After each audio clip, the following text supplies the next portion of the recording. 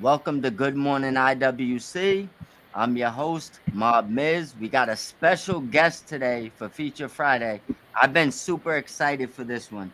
This man knows everything wrestling. His knowledge could cause a stampede. He's also been known to help Dave Meltzer once in a while. I've seen it with my own eyes. How have you been, family? Doing fine, doing fine. Just chilling up here in Canada. Just enjoying as much wrestling as I can. How's Canada Glad treating you? glad to be on too. It's a long time coming. Highly respect what you do on there. Good stuff. Thank you, bro. I aspire to have knowledge like you one day. That's my goal. So, I don't know everything. I know some stuff. no, you know more than some stuff. But I appreciate the humility and the humbleness, but you know a little bit more than some stuff. Now, I guess we'll dive right into some quick notes, and then we got some real good stuff to get into today. But I do want to know what you think about the Ethan Page and Chelsea faction. If you've seen anything about it, there is rumors that they're thinking about taking this faction and moving them up to SmackDown. They've been compared to the Lance Storm WCW stuff. They've also been, compared to a few other groups. I'll leave that alone. But what are your thoughts about that? Chelsea, like, Chelsea's one of those ones that just maximizes every possible minute that she gets. Right, like there's no downside to Chelsea. She nails the characters that they're given. And Ethan Page, like since he landed in NXT, has really taken off. Same thing. Like he's like every second that's given to him on TV, he's maximizing. On the main roster, I think that could work, especially on SmackDown, as long as they don't create any more titles. They have like 22 or 23, a lot. Just don't do mixed tag titles. Don't do that. What do you think about maybe traveling with the title he has? You mean like the TNA and AAA and that? Nope, meaning right now I believe he's the North American champion and he's Canadian that title out. It looks beautiful right now Hmm? with the Canadian strap. What do you think about him bringing that North American title to SmackDown? Oh, definitely. Yeah, I've never had a problem with title belts going from one promotion to another. That's never bothered me. Just because of kind of how I grew up, that was commonplace. Back in the '80s when I was a kid, you just see people show up with titles all the time. It's no big deal. But yeah, I mean, bring it up to SmackDown. It gets it visibility. It gets eyes on it. People will see the title. It's like, what, if they're not familiar with NXT, that'll pique their interest. It's like, hey, I like this Ethan Page guy, right? He has a title. Maybe I'll go watch him in NXT. It's an easy promotion. It's an easy way to promote things like that. Yeah, Because SmackDown gets a lot more eyes than NXT does, right? yeah, we're Yeah, in no, I synergy. think that would be a smart move, actually. And we're in synergy. I think that'd be I mean, in that belt, the only thing that would probably worry them, that belt might look better than any other belt they have on that SmackDown TV show. It Uh, it it looks does. it looks good right now. Yeah, And I know it go looks ahead. like a wrestling title. That way. Yeah, Right. it The ones does. with the big W on it, not so much. I agree. I agree. They're more probably for promotional purposes than good looking titles. Now, I guess the next thing I have to ask you about, and it's been a big topic of discussion. I love the guy. I've never had a problem with him, and everybody has their mixed feelings, but we're talking about a little bit of the bubbly Chris Jericho. Christopher, by God, Jericho, as I refer to him as. Yeah, he's a hot topic of conversation lately. His contract's up in December. So I have if this is just speculation, I guess, on my part. Yeah. I don't think he stays where he's at. Where that leads him, everybody's speculating WWE. It's an easy dot to connect. You got a Hall of Fame induction waiting for him there. You could probably get a good 6 month run out of him if you do, right? Um, but I think he's done everything that he can in AEW. But he was instrumental in getting that place off the ground. When he showed up there, that gave them that name value and the recognition that it needed out of the gate. So forever grateful to the man for that because wrestling needed a second promotion. on that scale, and that's the building blocks for it. I But as for, if I were to guess, I would say he does end up back in WWE, probably on a short run when a Hall of Fame induction. I agree. Unless he decides to take maybe some type of backstage role in AEW where he's like maybe guaranteed, you know, something longer. I think he's done everything there. But like you said, AEW doesn't start off as hard as they were without Chris Jericho. Oh And no, like everybody knew Chris Jericho, everybody knew the name, yeah, right? So when he that would draw people in. But on your point, if if he's willing to do that, and kind of not be the in-ring competitor anymore, and he wants to do that backstage role, if that's the case, then yes, I could see him staying yeah. because I, his knowledge of the business and character work and promos, and that's invaluable to whoever he ends up with. So if that's his goal, then the odds of him staying for I think in this is just assumption. Remember, we're just guesstimating right now. I believe Tony Khan would make him more wealthy to stay backstage in AEW than WWE would probably pay him to be a wrestler.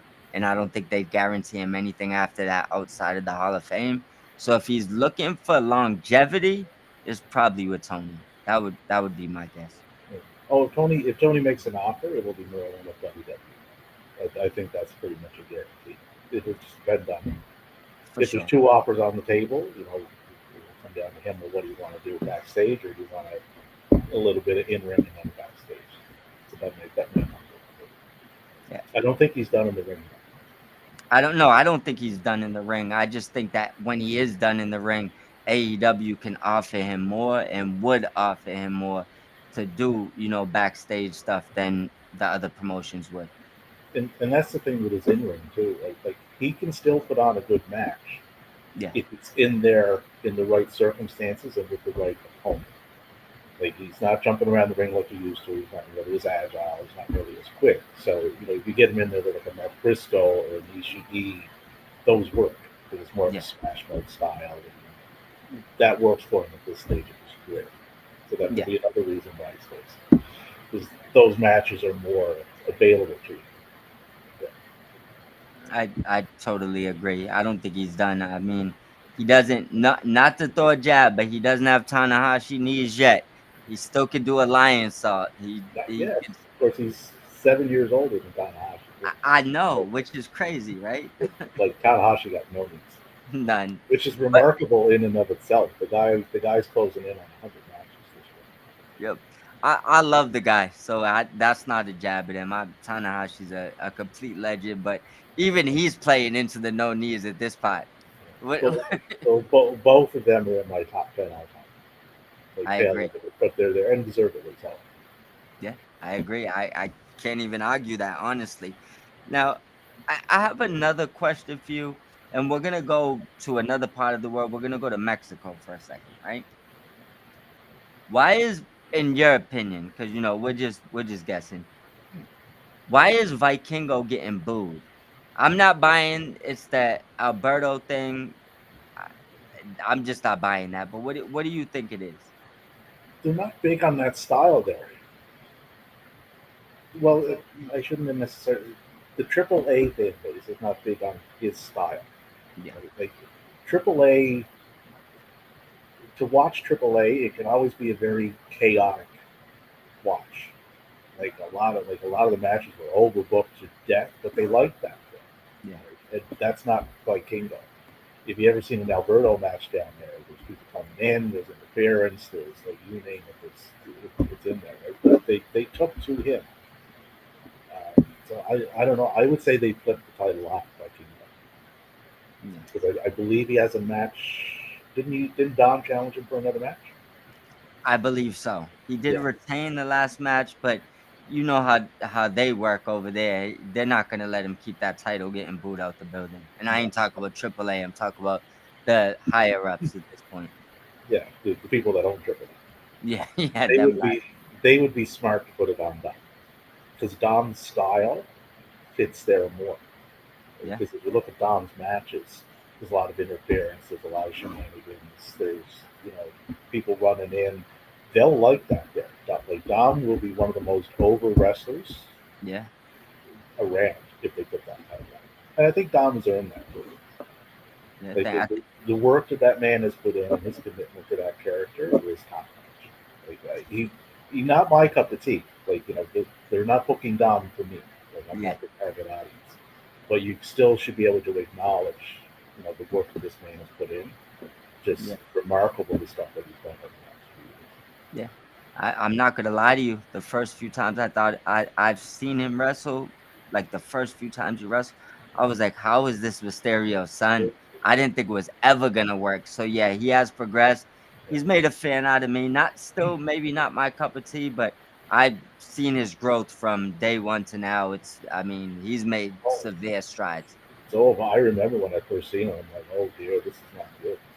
Like, they have to fix this. But they did fix it. Like they got him in there with the right people, and when they were doing the house shows, like they were getting him out there all the time. He booked a lot of that house shows, and that's where you learn.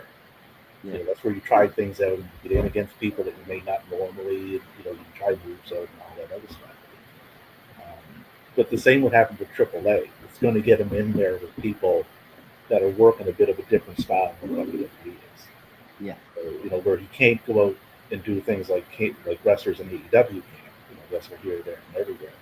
AAA will give him that kind of exposure to those people. Right? Yeah. A little more limited basis, but they will still give him that exposure. So I think it'd be smart. Yeah, I think he could take over that promotion fairly quickly just because the name, the antics, who he is, like the role he plays, it does. You're right, it works perfect. I also believe Omos is gonna be huge out there too, because I feel like they're more like, and I don't want to call them a circus, and so and make this sound like like a super bad thing, but the giant, the small guy, the iguana, they're more like the roots of like beginning when wrestling started, which is kind of circus-ish, and I feel like they do like that. Well, with Omos, right, when he went over to Noah, Yeah, they strapped him up right away with those tag titles, and he was very much older with that crowd. yeah, But Omos was the big guy, and then they had the wrestler he was teamed with. I forget his name, but yeah, he was the guy that could move around the ring. He basically controlled the match, right? And yeah, then Omos came in and did his big guy stuff, right? But they were over like you wouldn't believe. They pulled plug on him, brought him back too early. But if they follow that template over in AAA, that'll also work. And Dom will draw viewers too. If they do that. for He sure. will attract people to watch whatever it is that they're doing. I believe it. I think that Dom's probably, if not, definitely there's other guys over there because you got Penta, Phoenix, but Dom is one of their biggest crossovers where he could actually bring people to AAA if he goes there a lot. You know, so they definitely, with the investment there, I believe they need to push that crossover more. That And like you just said, they could do it with cross promoting too. Like there's guys on the WWE roster that aren't used a lot. Get your Santos Escobar in there.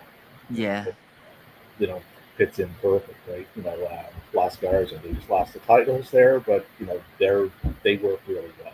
In that. JD McDonough would be another one, but his style would work there. So you can cross promote things very easily if they do that. I agree, and Dragon Lee is another one. I mean, Dragon they Lee, yeah, they got the guys there. You just the got to Dragon push. Lee's been on a milk carton at times. Has Look, anybody look, seen Dragon Lee? uh, I mean, but yeah, I mean, Yeah, like I'm he's not. one of the best luchadors they have. Man. Like he's still in his 20s. You Yeah, should he is. use He is. He is. him. He's amazing. Do Glad you you think? did. I guess I can make this a double part question before I move to the next thing, because I was gonna ask, did Vikingo make? I guess maybe he didn't have the exact opportunity, but he was working with AEW. So I'll double part this. Do you think Vikingo and Dragon Lee are in the wrong places right now? Maybe made the wrong decisions. going forward? Do you think they should have maybe been on the other side of this uh, tribalism war? I would say. You mean should they have signed with the company out of Florida instead of the one in Eh, Stampede? They, But Kingo was still under AAA contract, so they couldn't outright sign him away, and they weren't really doing dual contracts at the time.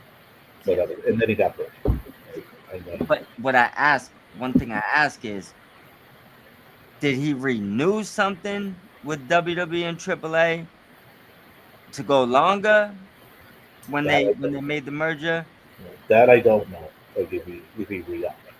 Yeah, Um, Dragon Lee, Dragon Lee was involved in the FTR match that kind of blindsided Tony. yeah. So I don't know what his standing would be as far as that goes. But, I know Tony wasn't very happy with I know that caused a little bit of a stink, huh? it. Yeah, but Dragon Lee's brother works in AEW. Two of them do. Two of them. Yeah, both. Yeah. His Dragon Lee would have signed when Vince first came back in December, so his contract should be up or coming up the end of this year. So wait and see what they do. But I would imagine WWE will try to keep him. But I think Dragon Lee would work better next year, I just think due to he his style and his presentation and where else he could work because their relationship with CMLL is going really well. So that's a good back and forth that you do there. I, I would agree. I mean, Dragon Lee's being like grossly underused right now, and Oh, he's that's world class talent, world class. Like, yeah, if anybody has seen his stuff, not even AEW, like just everywhere else, like over in Japan, in AAA and Ring of Honor and all that, the guy can go. yeah. I agree with you 1000%. I do want to throw this out there as well. We seen earlier. I don't know if it came out earlier, but I seen it earlier. Jim Ross renewed 1 year with AEW. Good for him. I love to see it. You have any thoughts on good old JR? Oh man, I grew up on JR. Like he's been one of the voices of my wrestling journey. So um, glad that he's resigned. He seems quite happy there. You know, I believe he said he's going to be like at all the pay-per-views and Yeah, select dynamites. At this stage of his journey, that's probably about as much as you would want to get him out there, just health wise and everything. But I'm glad he stayed, and I still like hearing him on yeah, commentary. So, yeah. absolute legend of the business. For sure. I like the way they treat him too, knowing that they work around his health and they have him doing the big stuff. Don't overwork him. I like what they're doing with him. They treat their I mean AEW treats their legends well. I feel like that's like a known, you know. They do. Well, look at last night. What they did with Taz, right? Yeah. Like Taz is getting his name, up in those rafters. Hall of Fame.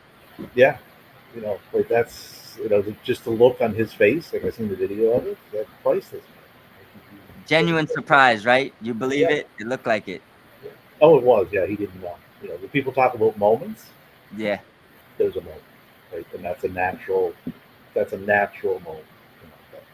Yeah. That he'll. They don't like to talk about AEW moments, act like they don't exist, along with the storytelling. But Well, they exist. They're just different. They're just presented different and they're done different. I agree, but that's what an alternative's supposed to be, right? Exactly. Yeah. If all the moments were the same, there wouldn't be an alternative. Yeah, they want them to be number two of an identical company they like. But we'll move on to a question that you may know better than me. Is Isla Dawn part of AEW? Did she just have an appearance match? We did see her on Collision. She is not signed. It was just an appearance. Like they were All right, over in their neck of the woods, so she was on. She did put in a very good showing she did. though, like against a very top tier woman in Megan Bay. So I think it would be a smart grab for her, especially like where they're going back over England. I believe the end of this year. They're doing some more shows. Oh, they are for the C1. Um, the tag team titles are coming up. She's used to working the tag team scene too, so I think she would be a good get if she could. If they can get her name on a contract, I would do that. Absolutely. I think so too. I was under that impression for the reason that she lost. So I kind of felt like if for some reason she doesn't sign, that was to protect themselves, Yeah. you know. Oh, she And was never beaten. Signed or not, she was not beaten over. oh no, no, no, I didn't mean about beating Bane. Yeah. I mean if she had signed, they might have set up the match different where she came out and she won her first match. The fact you came out and went against the goddess, I knew you was losing, but it But that kind of open, threw me. but that would open up other doors for her too. Right? If she can get that AEW contract, AEW works a lot with Red Bull, and AEW also works a lot with Eve, which is a women's promotion over in England. Yeah, Chris Statlander has a match there on September 5th. She's yeah, defending her title. So there's a lot, like that contract would open up a lot of places. If yeah, there's nothing on AEW, if they're going to put you over in, you're going to do something there. They'll put you something in Red Cloud. yeah. There's a lot of She doesn't have a AEW lot of women. havoc before, so I hope she does get that. I hope she does too. But like you said, I believe there's a lot of women signed to AEW that barely are at AEW. They're still just running through the indies. It looks like they're having a great time. And eventually, I'm assuming they'll be back at AEW, like Viva Van. Yeah. Oh yeah, Viva. Yeah, Viva's wrestling all over the place. Yeah, Nyla Rose wrestled on that Eve show last weekend against Nightshade. Nightshade is she reminds me a lot of Piper Niven when she was over there. But Nyla Rose won their top title. I did see that. She was trying Yeah, to hide it from Mercedes. yeah, yeah. And as a title should. But there was a lot of AEW involvement in that. Like Julia Hart was over there. Sky was over there. I said Statlander's going over. Nyla Rose was over. So there's places for people to go to work. It doesn't have to be always the one place. Yeah. It's called double paid. I love it. Yeah, You know, like and you're getting eyeballs on those other promotions. People see the names like, ooh, this person's on, right? Buy a ticket, and go. Maybe I'll get that subscription this month. mm, That yeah, works. for people like me and you that enjoy a lot more than, 2, 3 companies, we appreciate it. So I Uh, like it. when I stumbled upon that Eve promotion, I'd never seen it before. I've heard of it. And Will Ospreay's involved in it, but that's where Alice Windsor came from. Yeah, And she was fighting Siri for the IWGP Women's title at the time. So I figured, okay, I'm going to subscribe to this on YouTube. And it's like $13 yeah, a month.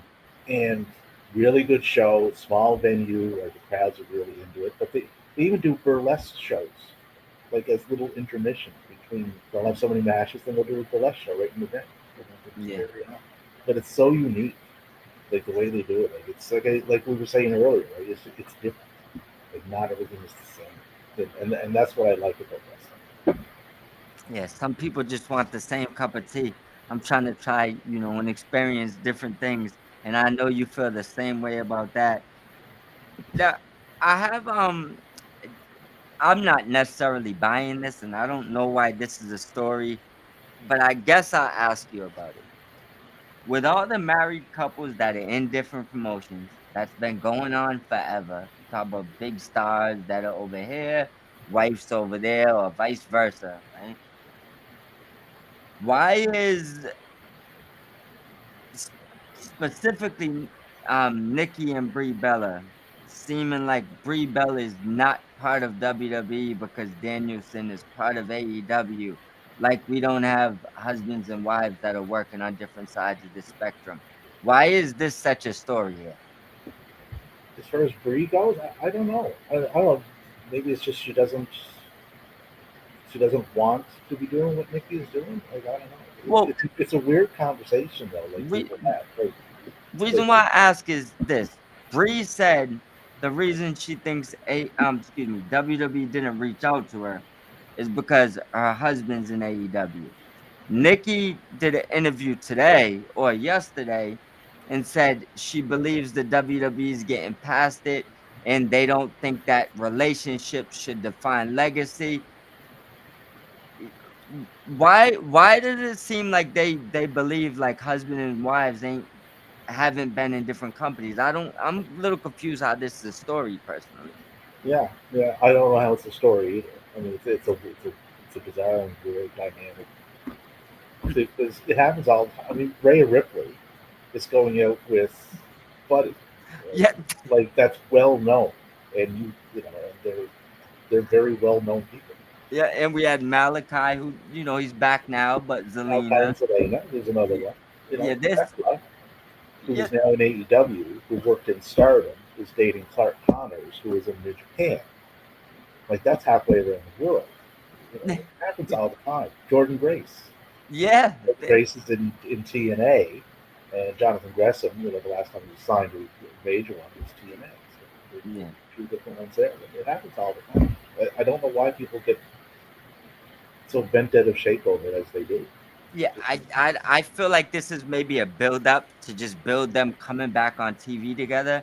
Because I don't believe that there's any like if WWE doesn't want Brie Bella, and this isn't a diss, they must just not want her. I don't think that Danielson would be a problem for that. They should want her.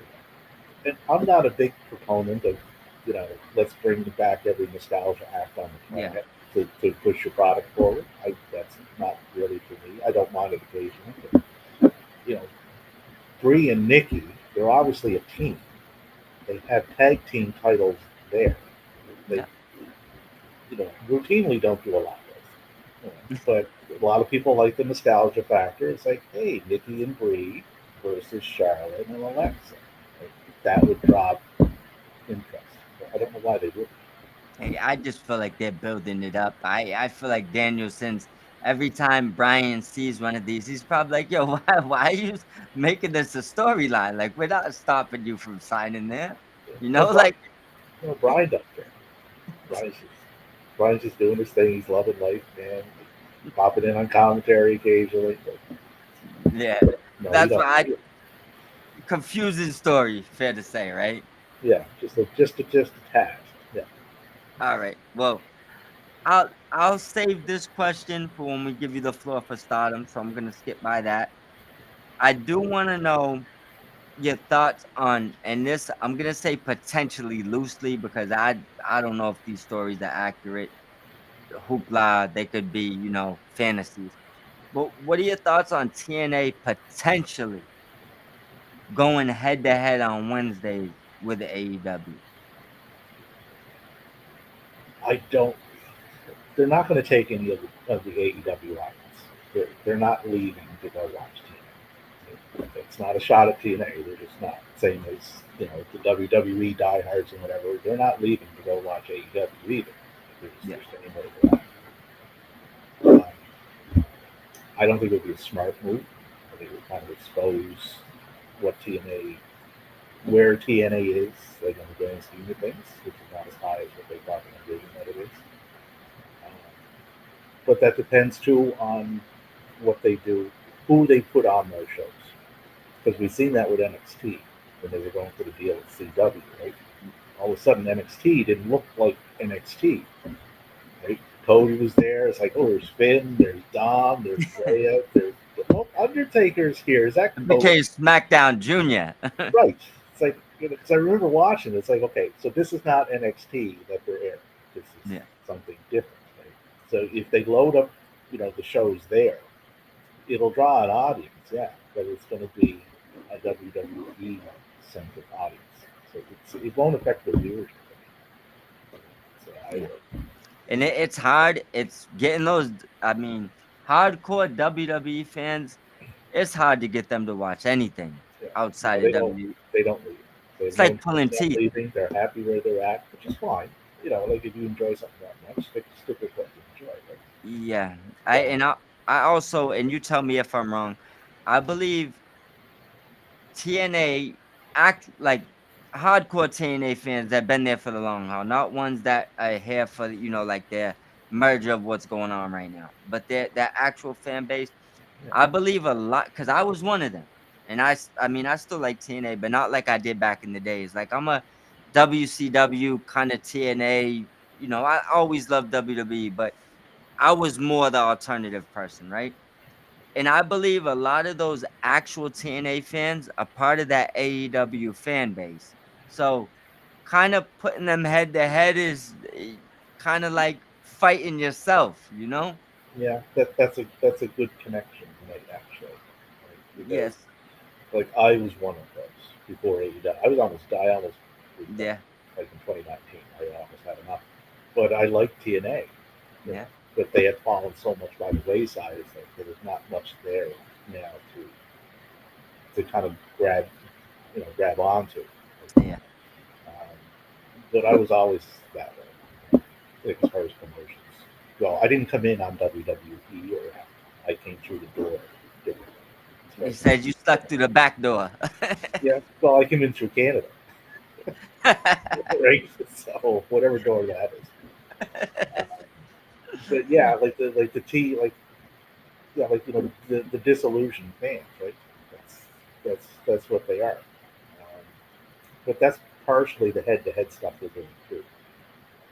They probably know that with some disillusioned WWE fans, they don't want those people looking other places.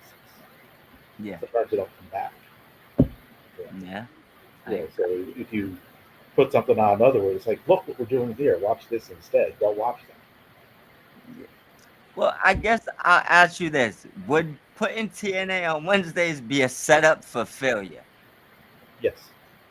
I agree. I think leaving it on Thursdays, you have potential of pulling WWE audience, which I haven't really seen that. The attendance has been decent for their big events they have done, but I haven't seen the crossover where WWE fans are boosting the TNA shows as far as viewership. So No. I think the best bet would be stay Thursday, drag some WWE fans, drag some AEW fans, and keep your fans there. Don't you know? If they truly want TNA to make a go of it and be truly successful Yeah, and truly grow, you leave it on Thursdays and you build it. You yeah, build it between NXT and you build it between people that are on the main roster that you're not using or you don't have anything for at the moment. It's like, well, now you have another place to use them. They don't outright own them, but I they're agree. very, very much involved in what goes on. Right. So you could make a Thursday show very interesting if they chose. Yeah, I agree. I agree. I would prefer they did that because it would give me, it's like, hey, what's going on here now, right? More interesting, more things to look into. Exactly. Don't make me pick something where I know what I'm picking. It's not gonna. It's just let me just enjoy it. Let me just enjoy it. Right now, off of that, I guess I'll ask you a question because they've been a hot topic. Should Speaking of AEW, New Japan, I guess specifically them two promotions, should they want Cross and Scarlet? And do you believe this is a full-fledged shoot now? No work Ah, Carrion and Scarlet. I was just talking about this off and on all day since he left. Every day. every day. I had like there was the big "We Want Cross" movement, right? It's screaming at like us. I have never been more interested in what Carrion and Scarlett are doing since they started dropping those promos and since they started doing the backstage stuff and seeing where he's booked and what he's doing and just the enthusiasm that the two of them seem to have for it. I hope he never comes back. Like he's 40 years old, so he's not a spring chicken, but he could very easily have a run the same as Matt Cardona. Yeah, Like he could be that indie guy. Like he's booked in House of Glory, he's booked in Defy, he's fighting for a title in Five against Calvin Tankman, like the yeah, inaugural championship. He's setting himself up with Shotzi.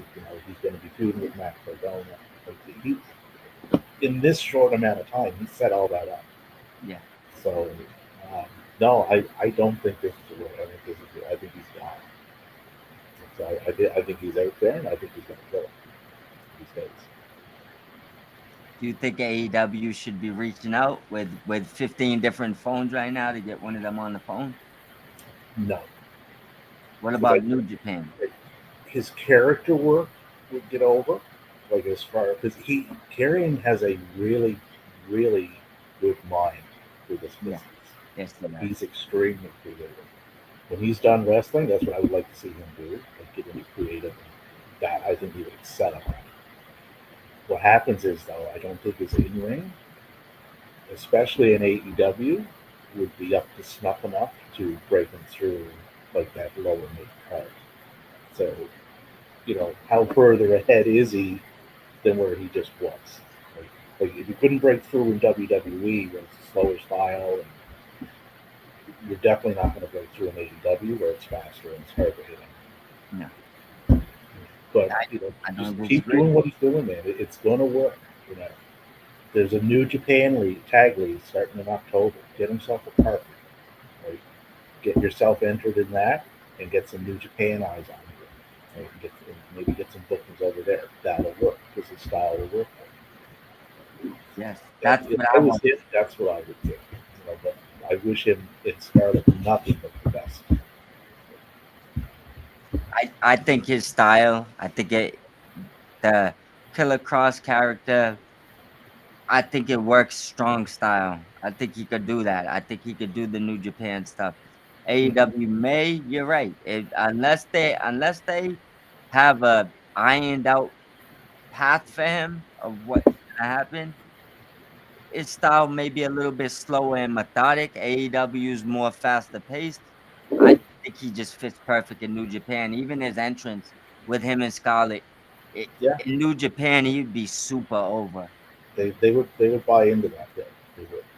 Yeah, I And have. you could get him in those smash mouth styles and like back and forth. He's a good mat wrestler too. Yeah.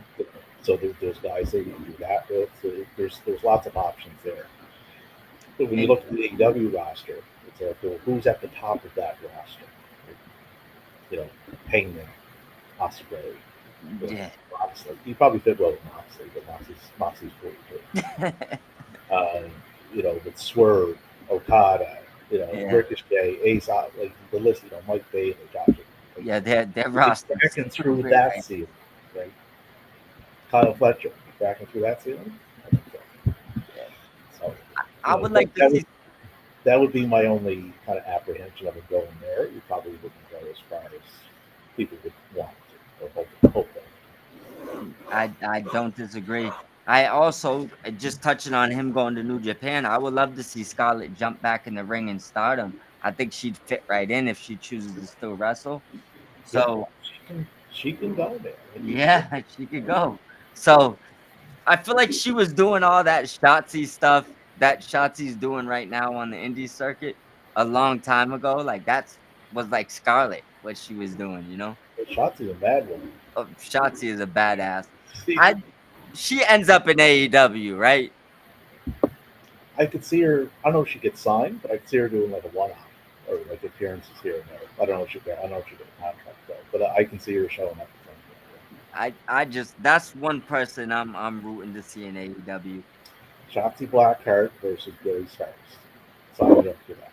He said that's Bill- that just give me that match and Yeah, we'll be happy, right? because Billy's a little nuts too. So Yeah, Billy is I mean, I feel like people don't realize she's the women version of Nick Wayne. They're both prodigies. They're like way ahead of their time. and so young, like, just you know, so Yeah. good. Well, Billy Killing got the like indies at like 500 15 matches and under her belt. 16. Billy got like over 500 matches under her belt. She's strange. I, I guess since we just threw that out there, I have a question for you. And you tell me if you see something I'm saying. And I don't mean everything, but I'm talking about physique for sure. Kind of look, similarity in certain moves I see. Do you see a lot of a young Will Ospreay and Nick Wayne? Or am I seeing things that don't exist? No, we're seeing things that exist. I see the first time I laid eyes on Nick Wayne was in GCW. He had a match against Will Ospreay. Nick No, would have been 16 at that time. Have you seen that match? no, I didn't see it. I will send you that Send me that match. match. Just absolutely phenomenal. He went toe to toe with Will Ospreay. Like, you would never think he was 16. You would think this kid was wrestling for a decade. The, when I seen that, that's where I started following. So, okay, where do I find you? Right? So, oh, I find you in Dubai. So, Yeah, right? But the people I compared him to was Osprey, AJ Styles, Kenny Omega, like at that same age. I see it. But that's the talent that this kid has. And So I'm not. So I'm just making sure I wasn't making things up yeah, in my head. yeah, But it's no, like you're good. You're good, my man. That was a good pickup. Uh, I and pairing appreciate him that. with Christian, that's Oh exactly what he needed because that developed his character.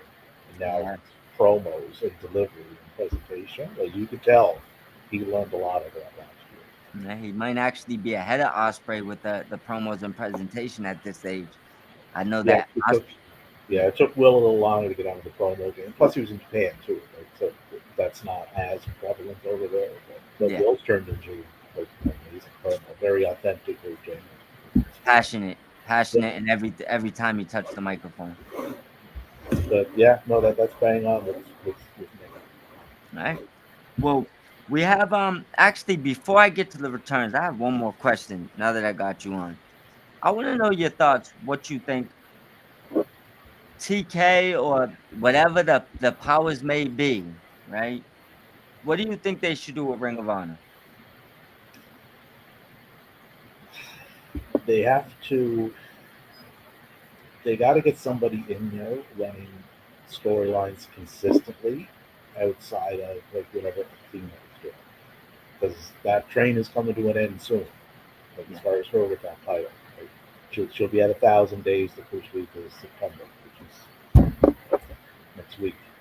So she's going to move on from the Ring of Honor title. They got to get somebody booking it regular, use the whole roster, get a consistent run time for the show.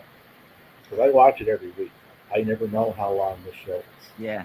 I Sometimes it's 45 minutes, sometimes it's an hour and a half, sometimes it's an hour. But that's, mm, they have to get consistency with it. yeah. That's the thing. And they got to get it. I would put it on YouTube and get it out there and get it consistently out there and get as many eyeballs. You'll get more eyeballs on it on YouTube than you will on it. Right? You're not wrong. What are your Hope, thoughts? hopefully that would launch it over to some sort of network. Well, But that's a little bit down. But they got to get more eyeballs on it and get more consistently. But yeah, you're 1,000% right. What do you think about the idea that I've floated out there? What do you think about? I mean, why hasn't he maybe pulled in? I'm noticing, and this is just a trend I'm noticing. You tell me if you see this. This is why I love to have you on. I'm noticing a lot of TNA Scott guys have ran the AEW. We'll talk with the Alexanders, the Ace Austins. There's backstage people as well. There's a couple more wrestlers as well. I think maybe the outlier would be Moose, who I believe was a Scott guy. They might have converted him. But what do you think about maybe bringing Scott on, using the promotions he's already has? I believe it's MLP, if I'm not mistaken. well, he owns that now. So he, Yes. so he's running that up here in Canada. He's starting to get shows going more consistently. I don't know if he would have time to do it properly, like running the two of them. Well, what I was thinking is, what about maybe utilizing both of those rosters or both? I think Scott's more like a diversifies. He uses who he can use. But what do you think about maybe using those two companies together and letting Scott utilize the Ring of Honor roster, like actually giving him a roster to utilize and maybe do something with both promotions. So that way you have a writer.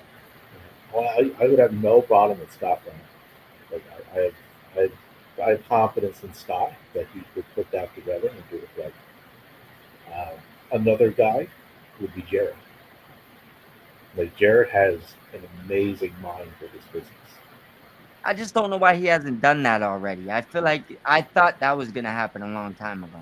Yeah, I had hoped it would because I mean, like Jeff Jarrett's getting up there too. Like he's in his fifties, Yeah, but I think he would be ideal for that. Dustin would be another one. I think would be really good on it. We're coming from two knee replacements right now, but it would have to be someone that Tony would trust to hand those keys to. Is Tony that's very the hands word. on? Like, That's the word. Trust. That's I think what the word is. The word of the day for Tony. Yeah, Whoever he trusts, gotta control that. because there is like whatever's going on in Ring of Honor that sometimes does cross over into AEW. So Yeah, whoever holds those keys, like the Tony gave to, they got to be on the same page. As far as okay, I'm doing this here, which is going to tie into this here, so I need you to go in this certain way. So that would all have to be a lot of moving parts for it. yeah, I agree. But if the way that they're going, they need to do something with it now. You know, and Yeah, and I'm if glad it was saved because I know what the alternative would have been. I'd be watching Ring of Honor like in an historical sense, not yeah, in an actual sense. They kind of went the other way. I agree with you, bro. Yeah. Now we did have a few returns this week. Let me know if I missed any, because I know you don't miss anything. I guess I'll throw this as a return at the end. So first, I'll say we got Hook returned. We had a Hater return, Jamie Hater, that is, and we had a Wardlow return. I do want to know your thoughts about the Callis family dynamic, and then lastly, this isn't a person, but we had a Being the Elite return. What are your thoughts on these returns? Um, Wardlow, Wardlow's been in that many groups, like when you think of it, right? He's always been with someone. Yeah, It's clicked, but never fully. Not everything is completely there. If anybody is going to make this work, it's going to be Don Callis. You know, like I said this on Mike Llewellyn's show. yeah, Too, just jokingly, I said, if you need something better, call Don. He did up the graphic book. He seemed But if you need a character that needs that kickstart to get over like they should be, yeah, better call Don, right? yeah, So I think he's in the right group. If this doesn't work, nothing's going to. So, yeah. and it looks like Hangman's going to be going through the Don Callis family from the setup last night, which is interesting in and of itself. Because That is there's a interesting. ton of interesting matches there. Jamie Hayter returning. Glad she's healthy again. I hope she stays that way. She's like a top tier woman in that company. Uh, she was supposed to be feuding with Tekla. Yeah, Tekla first came in. That's why they did that in ring kind of smoke and mirrors kind of deal. You're yeah, hurt. I'm going to put you out in kayfabe. yeah. So it looks like they're picking that back up, which is interesting I like it. because unless I'm reading these tea leaves wrong, it looks like they're building your blood and guts. I think Like so. just because Willow had mentioned that too in Mm-hmm. a tweet. Um, but Hater siding with that, right? And that kind of finishes off those two. So that's interesting there. Mm-hmm. Uh, Hook coming in took out Yuta, which makes sense because it was the Death Riders that took him out. What do you Right? think about the new theme? Um, it's fine. It's it I is. missed the old one, but I mean, you know what happened? Somebody shot themselves in the foot and got their music removed. But Yeah. I don't mind the new one. The thing with Hook is, and this is just my opinion on him, Yeah, he's talented. Right? Like he's good in the ring. He knows the basics. He's a submission guy, which he would have yeah, got on spot. Right? But this kid got to get out working somewhere outside of AEW and start expanding that repertoire. I agree. Like Wheeler Yuta did that. And Nick Wayne did that. The best of Super Juniors.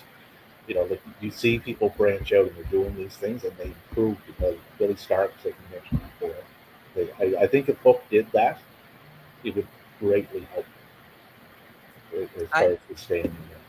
The other thing I like about what they did too, it's going to keep him out of the ops I agree. because putting him back in and taking Hobbs out, I think would be a huge mistake. They just function prior to that. Yeah, that'd be like the super downgrade right now. I do believe that they need to find what they got in Hook, and I don't think that I did like him with Shibata and Taz, but I feel like that it ran its course anyways. So Yeah. Well, Hobbs in, Hook out. there's a ceiling on him now, like for for what he is. Like I say, he has to round out what he's doing in order to break through the ceiling that he currently has. He can do it. He just Yeah. has to want to. Yeah. I don't know if it's I don't think it's him because I feel like as a wrestler, you want to try new things, but I feel like he needs at least three more moves right now. Like Well, he does. Yeah. Yeah, he he has to needs, understand what he's doing, and he has to learn to talk. Not that he can't, but yeah. like, do you trust handing him a mic to go out there and bullet point stuff? No, that's why he does one-liners, Yeah, really. yeah. You know? It's harder to progress storylines that you're going to be doing on your own if you can't do that aspect of it. So that's Yeah. another stumbling block that you have. Um, I but mean, he might need a manager. He might be the guy that just needs a manager and just eats bags of chips and lets the manager talk and just one-lines you. yeah, But if you don't get him a manager, he's gonna have to learn how to use that microphone. good. Yeah. Now I put out a photo last night. Let's see. This is interesting. You commented on it, but it was Darby. Daniel Garcia was on Cassidy and was hooked off to the side. This is Yeah. at the very, very beginning of this Yep. Death stuff. Daniel Garcia was involved last night. And then Yuta came in, Orange is on his way back, and now Hook was there. So is that going to be the you know the group that Darby is going to gather to go after? So that's interesting too. That's they always say long term storytelling, right? Well, that Yeah. goes back to like late last month or early. Yeah. Yeah. I said it. I gave you a shout out earlier on Dynamite Discussions and brought this actual situation up. And I said it. I said, we talked about the match before. A couple of people was like, it seems thrown together. And I kind of didn't disagree with that narrative. And I watched the match. But then after seeing what you said, I feel like I need to go back and watch the match again because I feel like I missed Cliff Notes and I missed, small little nuances and stuff, Mm. thinking it's just a random match. And I missed it when I first watched it. Yeah. That's the thing with AEW, and I've been telling people this now for a while. You have like it's a 2 hour show. You have to sit down and you got to pay attention for those 2 hours because they're very subtle Yeah. in how they'll present things and how they'll tell you certain things. Like that the match with Okada and Takeshita in it. Very, very subtle. Yep. Yeah. Mike Bailey was in the corner. Okada had him lined up, and Takeshita grabs him. And Okada just had to stop. He was like, you know, what's going on there? Like, why. So that was Yep. just a little thing, right? With a little bit more tension, and then we moved on. Yep. But I like that. Takeshita's coming for Okada's spot. We Oh, know, 100%. yeah, we know we see that coming a mile away. And I'm here for every nuance they throw at us with that. Have that at Wrestle Kingdom. Yeah. Let's do it, man. If and when Takeshita takes that IWGP title, likely from Zack Sabre Jr. in October, you have that match at Wrestle Kingdom, Okada, Takeshita. Takeshita going over clean. That would be huge. If Listen, he wasn't a I made man before, he'll be a made man then. yes, listen. I mean, is he gonna be the guy to have the IWGP and the AEW title together next? I don't think he'll have them at the same time. Is it possible? It's possible, yeah, but I don't. Like I said, he's likely to win the IWGP one in Yeah. October because he's already called the shot. He said he wants to walk into Wrestle Kingdom as champion. Yep. They always want to. You would have to have you'd have to have a lot of ducks lined up in a row, but it wouldn't happen this year. Like Yeah, if it did, it would be sometime next year. Maybe he beats whoever has it, and Osprey comes back and takes I it. I I agree. I think Hangman's gonna have a long run. We'll probably see three, four champions before Takeshita even gets a crack at it. A Yeah, legit one. yeah. And that's fine. Like not you can be quite successful and not hold the world title. Look at his year this year.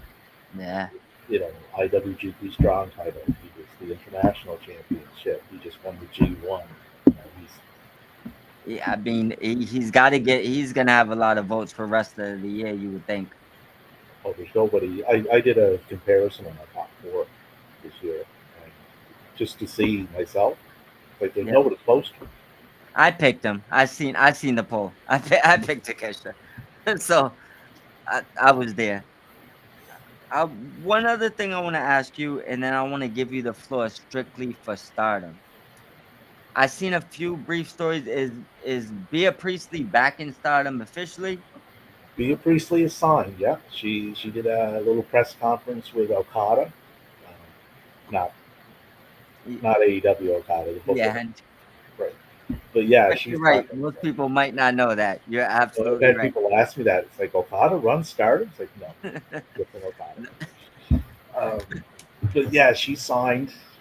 She just competed in the five-star Grand Prix tourney that they have over there. It's very similar to what the G1 is, and it's very similar to how the Continental Classic is run. Same format, it's just bigger. Like 2 points per win, one Yeah, for a draw, and 1 point for wins. But she looked really good in her matches. She performed really well. She made it to the playoffs. She was the only person to beat Saya Kamatani in that tournament. I did see And that. Saya Kamatani is their World of Stardom champion, I guess, top Yeah, five. Right. So very happy for her. Like she said, she's right in her element. She's back, doing what she loves, doing what she does best, and that'll help her too. Like yeah, the more you work over there, you will pick up your pace. You will get faster. You will hit stronger. You will kick harder. Because you have to. Because yes. that's what they do. So Yeah, no, I miss Julia kicking over there.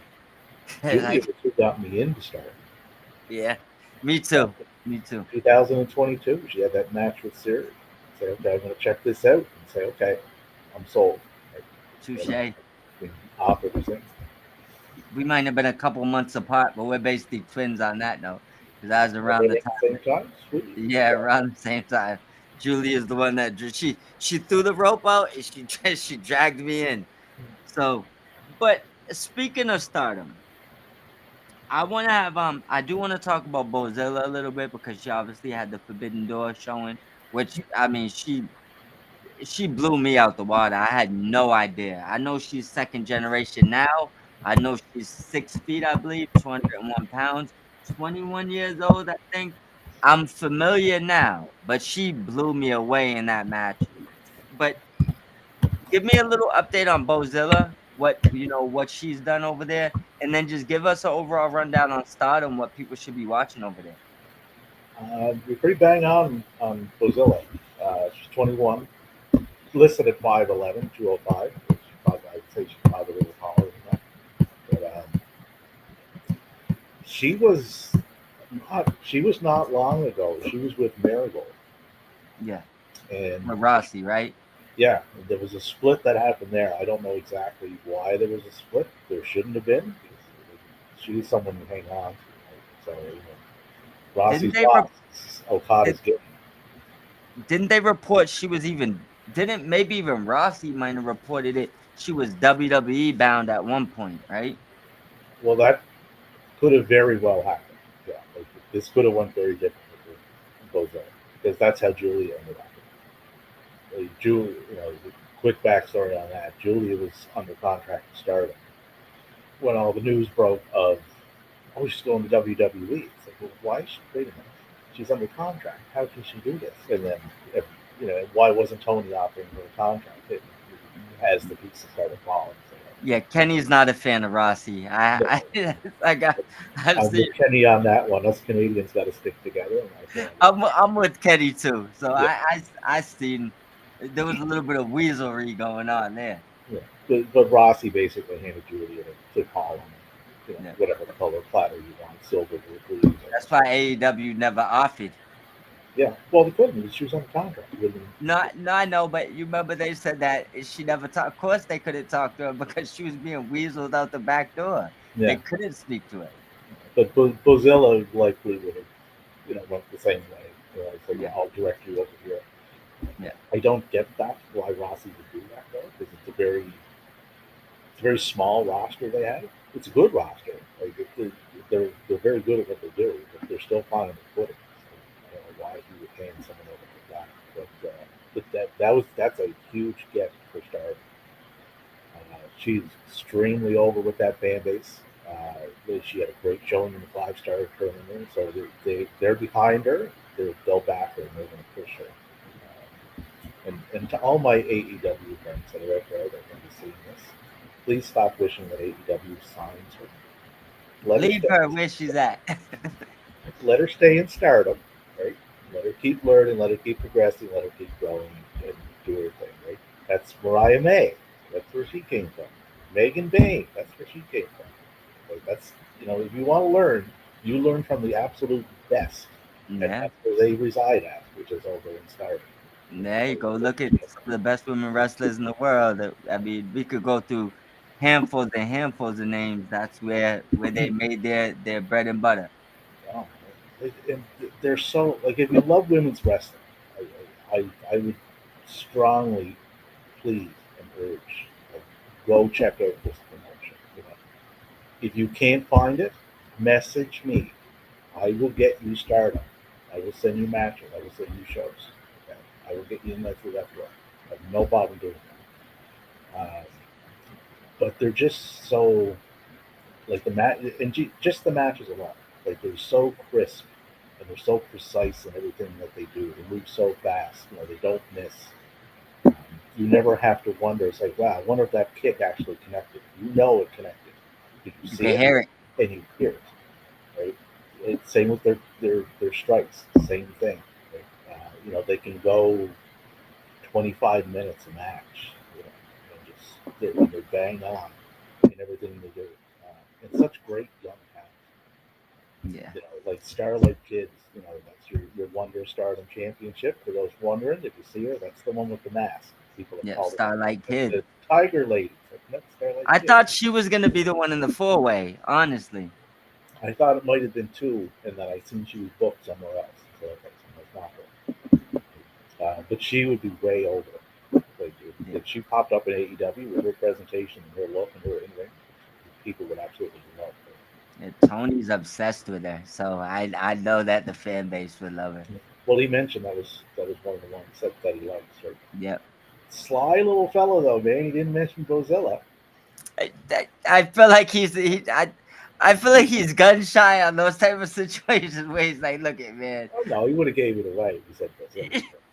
But I like Starlight Kid. I like Azumi, and forgot to mention But Bozilla. to be But fair, he named I feel like my favorite, so well at least we was on the same page, you know? but it's definitely worth checking out. Like just so much great talent. Like Azumi, like people would know her from like her stuff with Mercedes. Like Yeah. she took the IWGP Strong title off her. Momo Watanabe is another one. She's Yeah. had several matches with Mercedes. She won the 5-star tournament. She was the champion. So she's positioned for a huge push. Um, Saya Kamatani, if you all want a little tie-in, she did a little excursion over in North America. And while she was there, she found out about Ray Ripley, her look, her presentation, and everything else. Right? And she adopted that when she went to the Dark Phoenix character that she's doing now. If you look at her, you can see that connection now. The dark, Nice. right? But she discovered that she put that together through Ray. Fire. But another woman over there named Rena. She's 18 years old. Uh, she looks like she's been wrestling for the last 12 years. Damn. Just a mind-boggling talent. Like, what she can do in the ring. And guy I work with on the collective, his name is Slick. Yeah. He said this. He goes, I don't understand the language, and I don't know what they're saying to each other. Like when you get a feed with no English. Yeah. Um, but I can follow the stories because of how they go about telling them. They're so good at that. They're so expressive in Yeah. how they interact with each other. Yeah, they're super expressive with Yeah, just like emotions and stuff. yeah. Like well, the Tam Nakano and Saya Kamatani. Yeah. storyline, right? Where Tam was going to retire. I didn't understand anything that they were saying to each other, but I knew the history, so, and I could see how they were expressing with each other and how they were acting with each other to Yeah. follow that story. And I followed that all the way to All Star Grand Prix. That show came on at like 4:30 in the morning around there. Ran for five and a Yeah. half hours, and I did not turn it on. It Like had you. It had you hooked. I was that invested in it. It was just amazing storytelling. So it, Listen, man, this that, is that, why we need to get you on as much as we can to talk this stardom stuff, because there's not enough people out here appreciating it, and I mean Canada or the U.S. it's catching on though. Like when I first started doing these things, Yep. they might as well have been talking, hieroglyphics. People wouldn't know what the hell I was talking about as far as stardom or any of these people. Right? But over the last year, that's I'm noticing that's changing. Like I'm mentioning names, and people are knowing now who I'm talking about. So it Yeah. is catching, right? Which is good. It's a process. Like you have to, just keep getting the word out, and you know, any you do this, I know, right? But like any podcaster out there, educate them. If someone asks you a question, educate them. Don't talk down to them. Don't whatever. Educate them. Be glad you did. Yeah. It's yeah, because I mean, I feel like the more people that watch these other promotions, they'll understand why we be so frustrated when you just try to cram one of them down our throat. It's like, look, I got a whole universe of things I could look at. I'm just gonna find the ones that suit my interests per the day. Yeah. Well, I did that in our Discord the other night. I put on a few matches from the 5 star. I mean, it's one of the guys that hadn't seen it before, and they were just Yeah, amazed. They're like, "Who's this one?" Like, wow. Just awestruck, right? So, if they ask, show them. If they have questions, tell them.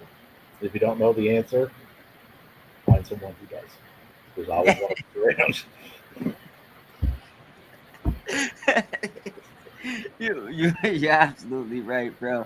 I have one question that I guess I could run down the results real quick, just so for anybody that didn't watch it, and I'll break them down quick. We'll talk about the AAA. I guess we could call it AAA Mania, but AAA WWE Mania event because they're together, and I don't mean that as a jab. But results wise, let's see what we have here. El Hijo, Dr. Wagner Jr. defeated. I'm gonna botch that name. You might be able to say it better. El Messias to win the title. Pagano and Psycho Clown defeated Angel Gaza and Berto to win the titles. I love Psycho Clown, so I was happy there. Flamer retained her championship, which is the AAA Reina de Reinas championship. El Hijo del Vikingo, who we talked about earlier, retained his title, defeating Dom and Dragon Lee, along with El Grande Americano. I guess the fourth at this Version, point, version maybe 4. maybe the third, the fourth junior, I don't know. and They're like those little Russian dolls that you put one inside of the other. Like they keep, yeah, it's like a new like wrestler. Tyler Bate as one of them. Like, what are you doing? Omos won the battle royal, the Copa Badal, or Badal, however they pronounce it. I apologize if I botched that. And Conan was inducted to the AAA Hall of Fame by my GOAT, Rey Mysterio Jr. What did you think about the event? And more importantly, I guess, what do you think about the partnership? Do you feel that they're changing AAA? They're, for the better, for the worse, keeping it the same? The floor is Well, yours. on Conan, regardless of your feelings towards Conan, one way or the other, with some of Yeah, his actions over the last few years, the guy deserves that honor.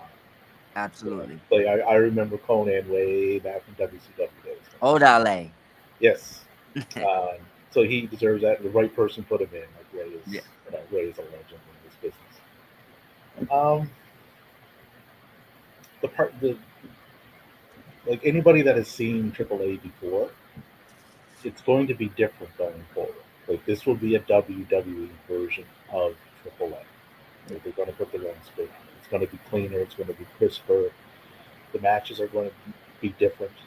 So that's kind of a work in progress. See where it goes, type of thing. Um, this isn't a partnership, though. They own them, so they can do whatever the hell they want with Yeah. them. So you're not going to see any six-sided rings. That'll be gone. So that's one change that'll most definitely Already they got rid of that immediately. gone. That was on the first truck out of town. So get that out of here and take it to wherever TNA has theirs. Um, but like I said, it'll be a different presentation of what AAA was. Um, it won't be what CMLL is. Like, CMLL is a more traditional style of professional wrestling. AEW or AAA was like the alternative to that. So that lines up as far as who owns them. Because I agree. I don't think most people realize that. yeah, I that a noticed that. AAA would align more with a WWE product Yeah. than it would an AEW product, and CMLL aligns. So they're aligned right, like as far as who should be kind of back and forth with who. Yeah. It's just how the initial fan base that's there, how they're going to react to all the changes going forward. The, I the North American fan base won't notice any difference because they probably weren't watching it anyway. So this is all new to them, right?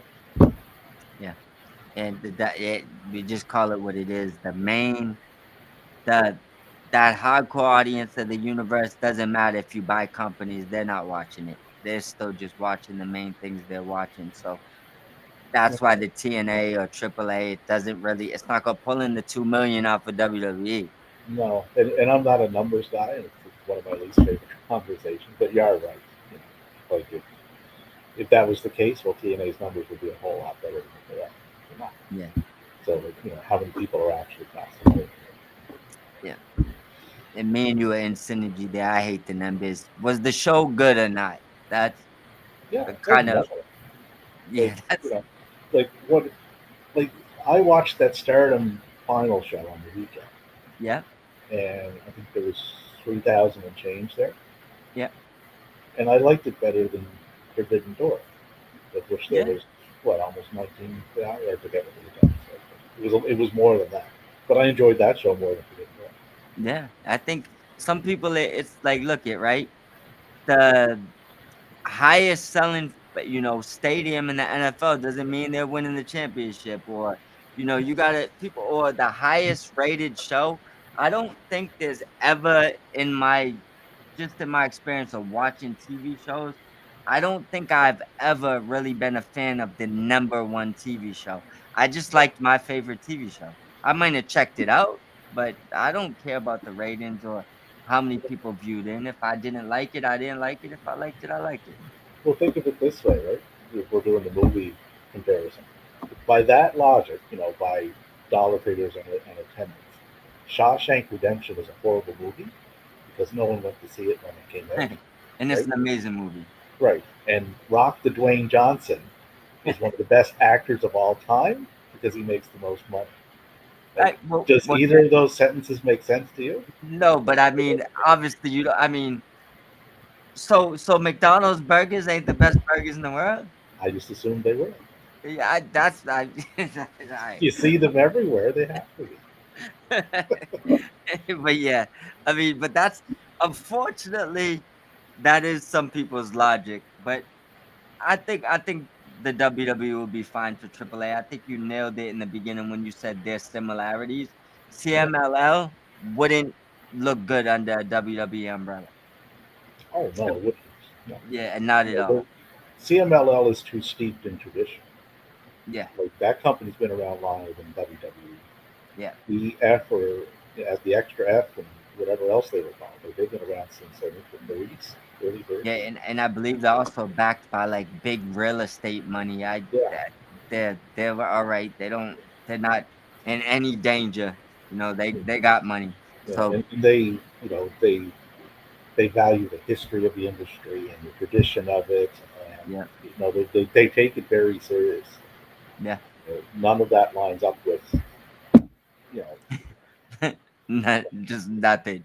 yeah Nothing lies up. I think Persephone said it the best when the week that AAA said they sold. I don't even think she said anything. I think she just shared a picture and said the one company you can't buy, and it had CMLL. Yeah, and So and she was right. Okay, yeah, they're so they're extremely happy with the partnership with AEW. They yeah, speak glowingly of us and of their team. yeah, they're doing very well. I think people went batshit when Meltzer said that they're on fire right now, but I don't think they realize that they've been blowing AAA out the water in Mexico for a very long time. Even Conan will tell you that, and that's not a jab at him. So they're doing pretty good for themselves. If they could somehow fix their subscription rate, that would be great. So, uh, That's another story. yeah, from Stampede, CMLL, if you could help me with that somehow, like fix that price, it would be greatly appreciated. I'm gonna tag them and Tony to fix this. Hopefully, Yeah, when we drop this episode tomorrow. Now we'll get into some other stuff. I know you love this. I'm not gonna beat you up on the whole tournament, so I guess we'll just get to the gist of what it came down to, and then I'll ask you a few just open questions about the tournament in general. But for the final four in the G1, we had Evo versus Yoda Suji, and we had Saber Jr., which is the IWGP champion, versus Takeshita, which the finals ended up being Takeshita versus Evil, and Takeshita took it down. A lot of people liked it, some people hated on it. I didn't personally like the story that came out on Evil in AEW after. I thought that was a little unnecessary. I don't know if that was the actual valid source or it's just people throwing dots in the air. But what was your overall thought of the G1? I guess would be my main question. I want to know what was the top matches you believe, and then we'll get into Takeshita a little bit. I like the G1. I think Gabe's injury, I think that curtailed some of the plans that were going to go on throughout it. I don't think he was going to win it anyway, Yeah, but like that would have made the tournament that much better. But he not going to win. My God, the matches, man. The final match was not my match of the tournament. talk about Evil and Takeshita. Yeah, Evil. I believe Tony when he says that he's not a big fan of Evil Yeah, because Evil has never been on anything that Tony has yeah, uh, any involvement in. Like if you look back, he's never nothing, right, absolutely nothing. nothing. Yeah, Uh, I'd say my match of the tournament, I'd have to say probably Takeshita and Zack Sabre Jr. absolutely. And I'm going to give another shout out to David Finley and Takeshita. Takeshita ruled that tournament. Uh, Yeah, David Finley does not get the credit that he deserves. doesn't at all. He doesn't. No, I remember when he took over Bullet Club. So, and my first thoughts were, this is not going to work because they're trying to make you into a Jay White Club. Yeah, That's not going to happen. They pivoted away because his work over the last 2 years, but they should do everything they can to keep him. Takeshita winning that puts a stamp on him moving forward. Like he is the guy now in that promotion going forward. He's going to get eyeballs on. yeah, Hopefully, I know that's the game plan. So you're going to have him working over there. You got Gabe Kidd filtering over here because New Japan doesn't have any American shows for the rest of the year. But this is going to keep them in the conversation a little bit. yeah. I think Uh, Takeshita's he's on Okada trajectory if you leave him over there for a little while. yeah, and we get to see one coming up too. Right? And Okada will be in that because his title has lineage to that. So they're going to meet. So Yeah. like something is going to come up there. I would So like to see both of them in the G1 together at some point. One last G1 for Okada. Let's go. you could, because Takeshita mentioned that today. That, I won it last year. I want to go back in it and I want to defend it. So if that's the thing between him and Okada. Obviously, there's going to be a split in the Don Callis one. You can very easily see that because Yeah. Okada hasn't been back since he left. Yes, and step foot in Ukraine. I want to see both of them get out of the Don Callis family personally, so Wardlow can kind of, you know, blossom. But that's just I think that there's too many. They got too many big stars. Unless you're doing a civil war, you damn near got both sides of the Avengers. You I got the bad and good. I've never seen a stable like it as far as talent. Yeah. Like, and a lot of people compare it like, oh, NWL. I find it more like the Heathen family. NWO didn't have 10 guys that could be heavyweight champion at once. No, no, they had the you Y- know You they know. had the three, and then they had by the end of it, 164 others. Yeah, that It's like, didn't really matter, you know. who's in the NWO? Everyone, Yeah, everybody. everyone except not even Sting was in it because he was Wolfpack. Yeah, Yeah. so yeah, everyone was in the NWO.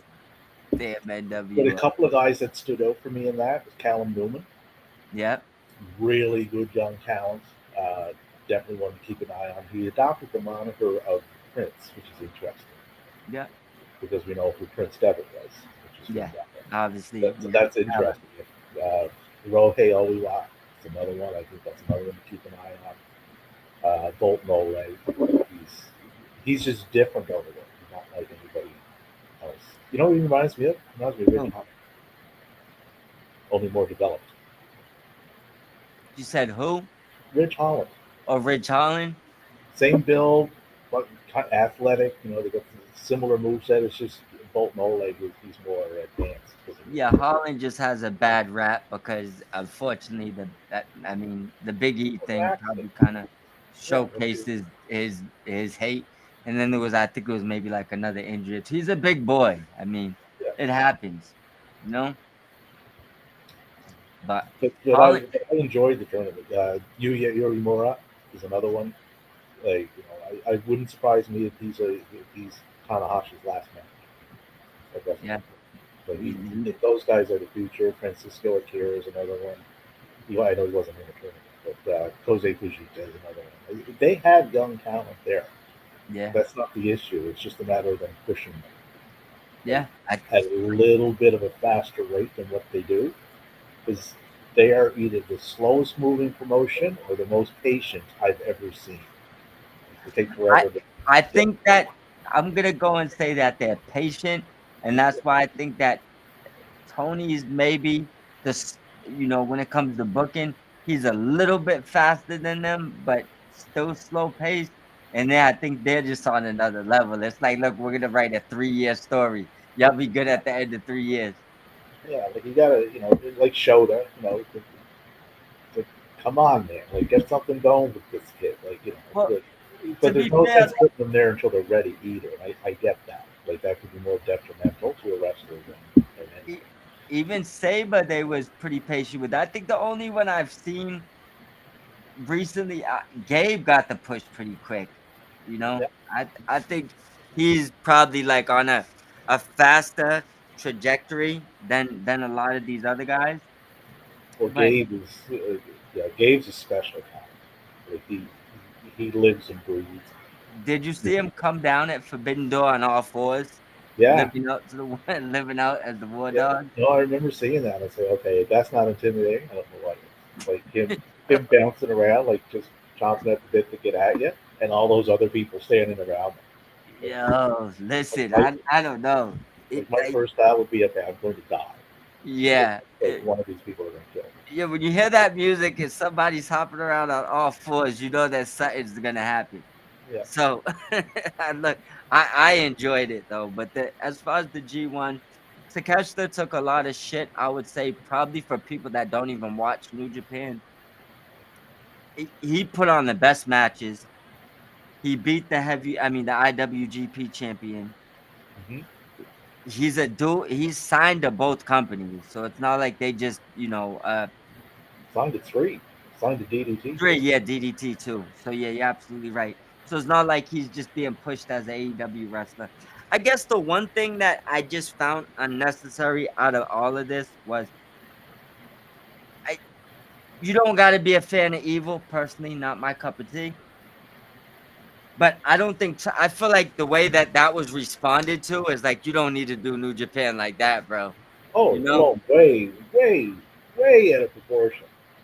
Like I am no House of Torture fan. Right? They're not like we said earlier at the start of the show. Right? Not everything in every promotion is going to be for you. Yeah, House of Torture is not for me, and I know yeah, that. Right? They're not booking House of Torture for my enjoyment, obviously. Um, and I think as a group they could work. Like yeah, if they were just presented a little bit different, because they're talented, right? But everything is just so grab the chair and interference and throw this in this person's face, and you know if they change that up a little bit, the perception of them would change. Because evil is actually pretty good, yeah, but all that other stuff overshadows that. You know, because it's all the shenanigans and everything else is going on. It's like, oh, it's the same shit as every time they're out. You know, and you see that in every match. You yeah. see it in the final to an extent, not as bad as it normally is. But in between all that, him and Takeshita actually had a pretty good match. That I agree 100%. Evil's not as bad as that's why I hated the comment. It's like I feel like don't do them like that. You No. know, just say you don't have no control over what they do over there, you know? Now that being said, I didn't want Evil to win. Yeah, me neither. With that No, being said, no. yeah. It's I like, was cheering for Takeshita the minute I seen the bracket, so like I was watching the match. I was holding my breath every time Evil would go for a pin. Not for the normal reason I would hold. It's like, oh my god, is this it? It's like, oh my god, please don't let this be. It's like, don't do this. One, it would just be bad booking, and two, I'm going to have to deal with it for like the next for sure. however many months till Wrestle Kingdom. For I sure. didn't want to do that. For sure. Well, next thing before we get into the stuff that's gonna be focused on you, 10 questions for you, stuff like that. I want to know your thoughts on Forbidden Door. We had, we already went over the return, so we don't got to do that. I'm not gonna run down the matches. I just want to know what was your favorite parts of the show. Um, anything you think people may have missed, or anything in general you want to talk about Forbidden Door. Feel free. And I do have a few questions I personally want to ask, but it's up to you whether you want to start it or you want me to jump off the questions. Uh, I think a couple of moments really stood out to me. Obviously, one was seeing Copeland and Christian like actually back as a tag team, Yes. especially for me because I was around when they first came in. Like I predate their tag team. Yeah. Right? You know, not something I ever would have thought I would have seen Yeah. again. And like most people, right? But to see them stand in the ring as a tag team, working together, it's like in the year 2025, like they came through so much. Like Copeland, almost even not gone for 9 years. Yeah. And he got that all back, and now he's the way he's going to be able to end this on. Like that's we talked about moments before. Like for me, that's a moment to be able to see Yeah.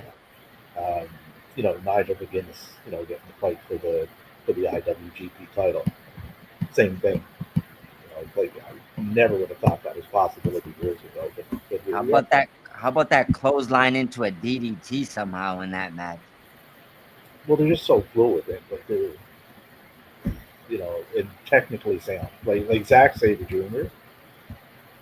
He's probably the best technical wrestler I've ever seen. And Saying a lot. that's taking in a lot of wrestlers like from 1980 to that I've never seen anyone. He does stuff I don't even know how he does. Yeah, and he moves it so fast. If you've seen it before, you never seen it like that. No, and I'm looking like, okay, how do you get out of that? So I don't think you can. And I don't even know what it is. you know, but he just does it like it's second nature. That's why I think some people don't like him because they don't know what they're seeing. It's too much to understand. Well, it's a very different. It's a different style. Not that it's a different style. It's a style that people are not familiar with because it's Yeah, not something they see on a regular basis. Right? yeah, Like if you were a WWE only fan and you've seen a Zack Sabre Jr. match, you're probably not going to like it. Yeah, you know, because it's not what you're accustomed to. It's not what you grew up on. So I I'll really come from. I agree. 1 second. Let me just. Um, Oh, but that lights out match, that was everything it promised to be and more. And, like that spot with Moxley in the ear, like oh, you didn't like that? I expected it. It's like I know Darby's getting something done to it. yeah. The question I would have about that, right, is, and I know you're like me. You try to catch everything, and you catch more than I catch, and I have no problem admitting that. But here's the thing: Darby took, what did he get thrown on? I seen when he opened his ear because he grabbed it and it instantly busted open and there was blood on his hand, right? It was one of the spots he took, right? So it looks like the ear accidentally busted open. What type of a madman do these two have to be to then decide that's where you're gonna put the fork? Because that's how I seen it. It Yeah. looked like he busted his ear before that, right? Yeah. On one of those moves. Oh yeah, he And did. Yeah. yeah, Marks just decides to put the fork to the busted open ear. What is wrong with these two? Well, I said this on our show last night. I think it was on our rundown. It's like Darby strikes me as the type when you're setting a match up with him. It's like, what do you want to do? You can do anything. Whatever. Throw me off this. Throw me into that. Swing me into that. Like whatever. You know, Take you know, my ear out with a fork. take my ear out. That's fine. I have two. I don't need one. I don't need all of the ear. Mick Foley doesn't have all of his. Right? I'm sure he was a fan of Mick Foley. It was gnarly. I looked away a few times. And then him and Gabe going off the top. Gabe looked terrified. He did.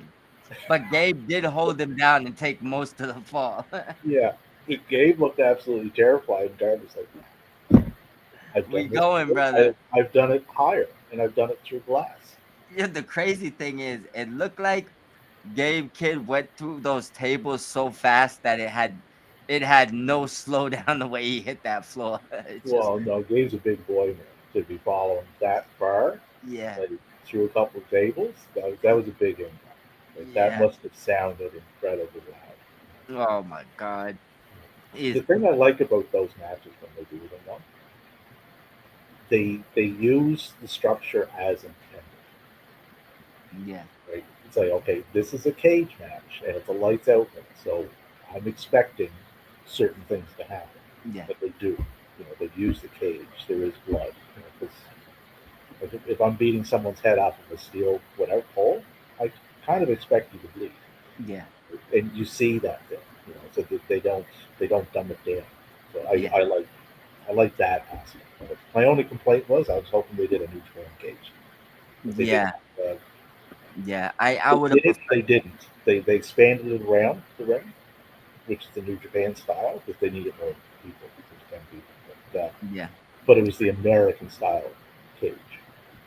Other I than that, would I would have preferred a roof for the simple fact that would have made the ending better because nobody tried climbing the cage when Osprey was getting attacked, and I feel like that part may have played on into intelligence a little bit, I think but they could have shied away from that because if they do blood and guts for the women, yeah. that would have a good one. Well, the guys, I mean, I feel like the wrestlers should have at least tried climbing the cage, you know? Mm. But they clearly was told not to, which kind of just like I feel like, Yeah. kind of Well, Yuta was up there. would, yeah, yeah, exactly. But Yeah. I mean, when they attack Osprey at the end, it Oh, like yeah. To get up, yeah, they should have just left. yeah, like Yeah. that was the part I'm talking about, like punching the cage, diving into the cage, yelling at the cage, telling them to lift the cage. Yeah. Now, one person thought about climbing the cage, y'all was climbing it already. So Ibushi trying to run through the cage. Bushi might have broke his wrist trying to get through the cage. It's So possible. He wasn't on last night, so you never know with him. He's another guy that's nuts. he's a maniac, bro. He He is. takes bumps by himself at the end of every match. We see it, you know. But Um, overall, good show though. I mean, it's not my pay per view of the year. Uh, yeah, it's I think it's hovering down around 7 or 8 for the year. Yeah, I'd say decent show. I think Seven it, and a half, I gave it. I think.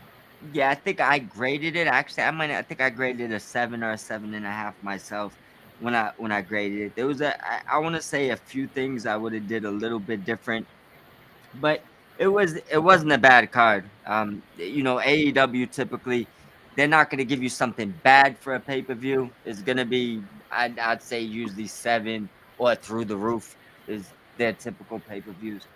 But let's off of Forbidden Door. Let's get to the good stuff, which is questions for you. Questions for me. Stampede questions. These are these are Stampede questions. So the first one, we're gonna start off with a bang, Stampede. During the and I think I told you this one off air, but and I have an idea. But during the Monday Night Wars or during WCW being active, which side was you on? I was a WCW guy then. Was you a WCW guy or a WWE guy? I leaned more WCW. Main reason is when I first started watching wrestling in like the states, Yeah, like when I kind of migrated from Canada, like from Stampede Wrestling and Grand Prix and all that. It was the NWA that first kind of yeah, attracted me, yep. which would have Old been school. Flair and Dusty and Tully and Aaron and Magnum TA and like Harley Race and all those guys. Magnum TA, huh? The old Yeah, school hangman. yeah, yeah. He was the yeah. Magnum was the original. Uh, Um, but I was always more interested in that style of wrestling and that style of storytelling. So that kind of flipped it over and led yeah, into WCW.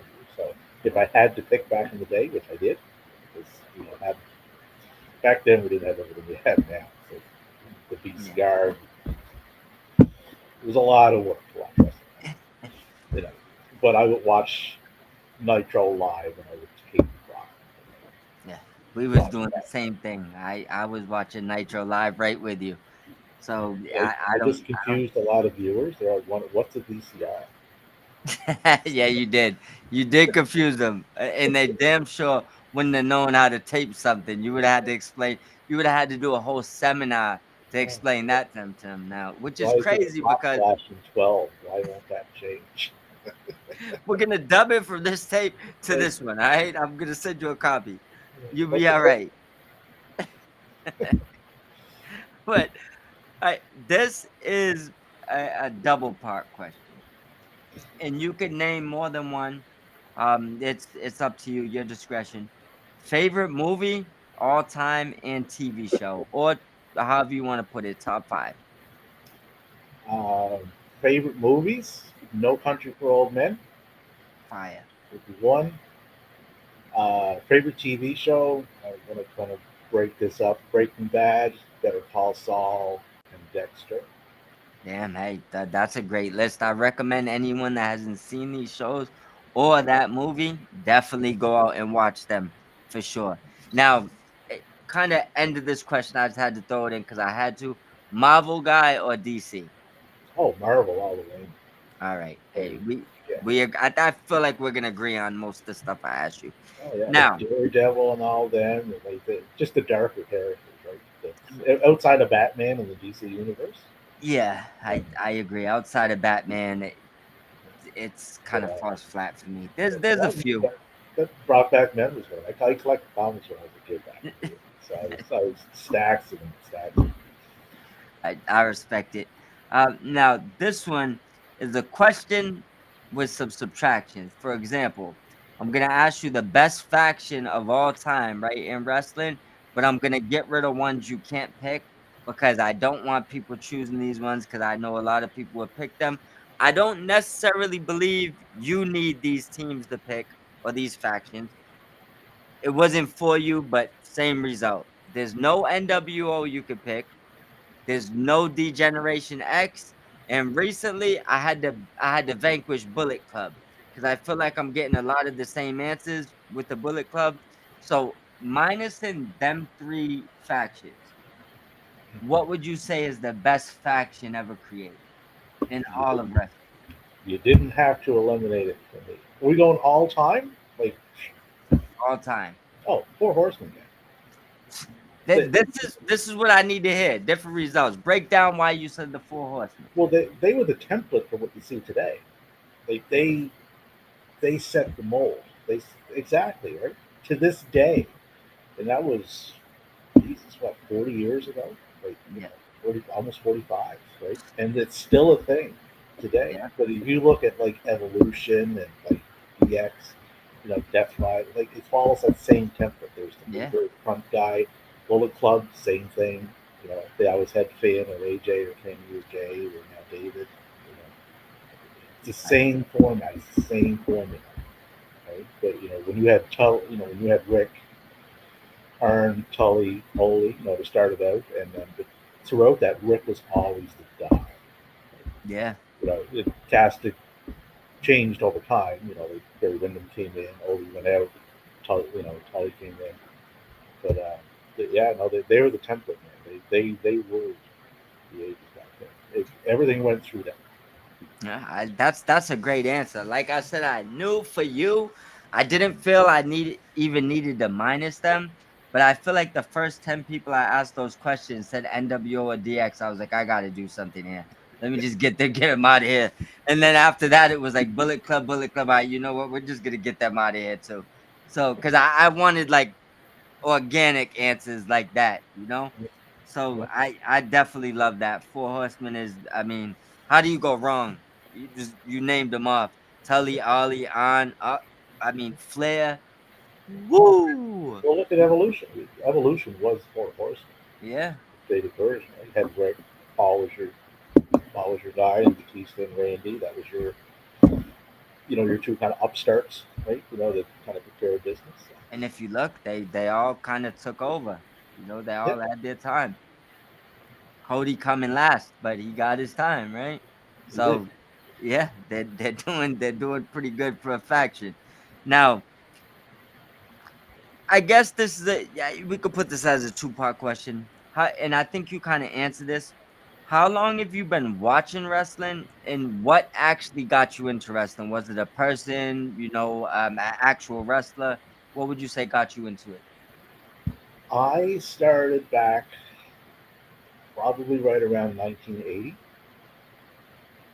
Um, might have even been a little bit before that, but that's my first real recollection. But I started here in Canada. There was a promotion. It was called Atlantic Grand Prix Wrestling. Yeah, It was on the East Coast, so up and down Nova Scotia and Newfoundland. That was their territory for it. But it used to air on Saturday nights after Hockey Night in Canada. Hockey Night in Canada would come on 8 p.m. Used to run until 11, and then Atlantic Grand Prix Wrestling from Berwick, Nova Scotia, came out for an hour every Saturday, and that was nice, my introduction to it. Right? And then from there, say, okay, I was able to. We got more channels all of a sudden. It's like, ooh, we got Stampede Wrestling. It's like, what's this? Hence the name Stampede. That's where I got it. Right? And then that got me into guys like I got to see Greg before WWF and Benoit, Pillman, and Dynamite Kid, Davey Boy Smith, and Bad was Allen. They all most of them came through that territory. legends, Yeah, legends. yeah, but that's where they cut their teeth at was there. Right? And then from there, say, okay, we get a little bit older. Started getting into these wrestling magazines and tapes, VHS tapes. Yeah. Found a video store that had a wrestling section. So okay, I'm off and running Uh now. oh. Start getting tapes, and we started trading tapes. So The tape hey, trading era. the tape trading days, right? So hey, listen, I got Starcade. What do you got? I got this. Okay, well, I'll rent this, and then you trade over the weekend, and you watch. The But good that, old days. but that's how we had to do it, right? And then you'd catch one of like World Class Championship Wrestling, or it's up and down Memphis. So you get like a mixtape that's on the weekend. But that's how we had to do it. There was a lot of labor. Uh, Listen, that was so, the good old days, so man. you mentioned Meltzer before, right? Like Meltzer back then, you know, he was he was pivotal to me being able to follow all this, because of Yeah. the Observer and then Pro Wrestling Illustrated. Right? You bought that every month to keep up on things. You would turn to the back pages. You've probably seen me post them, Yeah. the rankings, right? You would get them every month. So okay, who's the rankings in UWF and World Class Championship Wrestling? Who's in Memphis? Who's That's how you kept up, right? And that's essentially how I get into it. And then WWF kind of took off, and then American the AWA. I was a big fan of them, and it just kind of steamrolled from there, and then eventually all those places went. And now we have you, this walking information, walking wrestling encyclopedia right here.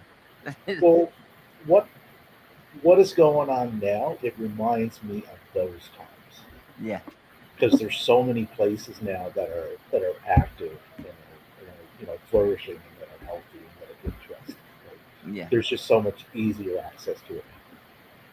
Like I don't right. have to worry about, did my buddy get the tape from whatever. Right? I can do this all on my own. I agree, and I love the fact that we can kind of get wrestling wherever we want it right now. You could find wrestling everywhere, you know. Yeah, The, so like some nights or some days I'll wake up and say, okay, what's anything new done, right? And I'll see like three shows. Like, yeah, one might be, Sendai Girls Wrestling. One might be Mary Road. Ring of Honor's on tomorrow. They're pay per view. You know, it's nope. You like ain't. Mike says, wrestling's a buffet, right? Yeah, we ain't getting no complaints from us. We're never going to starve now. There's lots there to take. Yeah, when you don't like it, change the channel. Don't Yeah, complain. go Find find something you something do else to like. get. Yeah, Yeah. like it's Nowadays, you could go on YouTube and just punch in a couple of letters, and you could just put something different on if you yeah, don't like what's on it's TV. it's that easy. Yep. Now, a good question: pound for pound, and I'm using that because you're all over the world with wrestling. So I could imagine the names that's gonna flow through your head right now. I have a funny feeling I know the male, but best pound for pound wrestler right now, one male, one female. Who are they? My number, like for this year. Oh, No, no, I just mean you could just matter of fact, this deck of the decade. Let's go of the decade. this decade, so we'd be going back to 2015. Yep. Over that time frame would be Kenny Omega, and for the women over that time frame, I would have to probably go Mayu Iwatani. What about this year? Of this year, Takeshita. Takeshita is my runaway winner Yeah, right he's a now. Like, runaway. like he would have to fall literally off the face of the earth to not win that award this year. The women is a bit trickier this year. There's just like Mercedes, obviously, just the year she's having and what she's doing for women's wrestling everywhere. Like, I've never seen anyone have an influence Yeah. on women's wrestling as much as she has. Like, since she's been doing this, but she's right there. Tony Storm, obviously. Um, Saya Kamatani is another one. Yeah. Celie is another one. Sylvia's been Starlight killing it. Kid, Azumi. Just Women is hard. It's a lot harder. yeah, like there's so many top ones. Like Ray Ripley would be another one, especially if she ends up with that world title. Io Sky, like Io Sky, she's all time. I would have her at number two. Sky is fire. As far as women goes, a lot of that is Io Shirai when she was in Yeah. Japan, but Yep. just phenomenal women's wrestler. Absolutely. Absolutely. So this is a good one. And I feel like you're gonna have to dig deep for this. Best wrestler in the bloodline, right? But here's the thing. I'm not talking about just the ones that's on TV right now. Those the babies. I'm talking about the whole bloodline. Talk about Rocky Senior. I, I think Yokozuna's technically might be part of it. Rikishi. We're talking about open the box up. Remember when they had all the names up on the board? Who has been the best member of the bloodline of all time to this point? All time. Yeah. Man, that is a tough one. So you mean like character in ring? whole like the whole package. The Whole package. package. All time. If you're going to include him, I would say Sammy. You said who? Sammy. You said Sa- Sammy? Sammy was in the book. Yeah. Sammy's in. You know what? He is an honorary oos, so I can't technically turn that question down.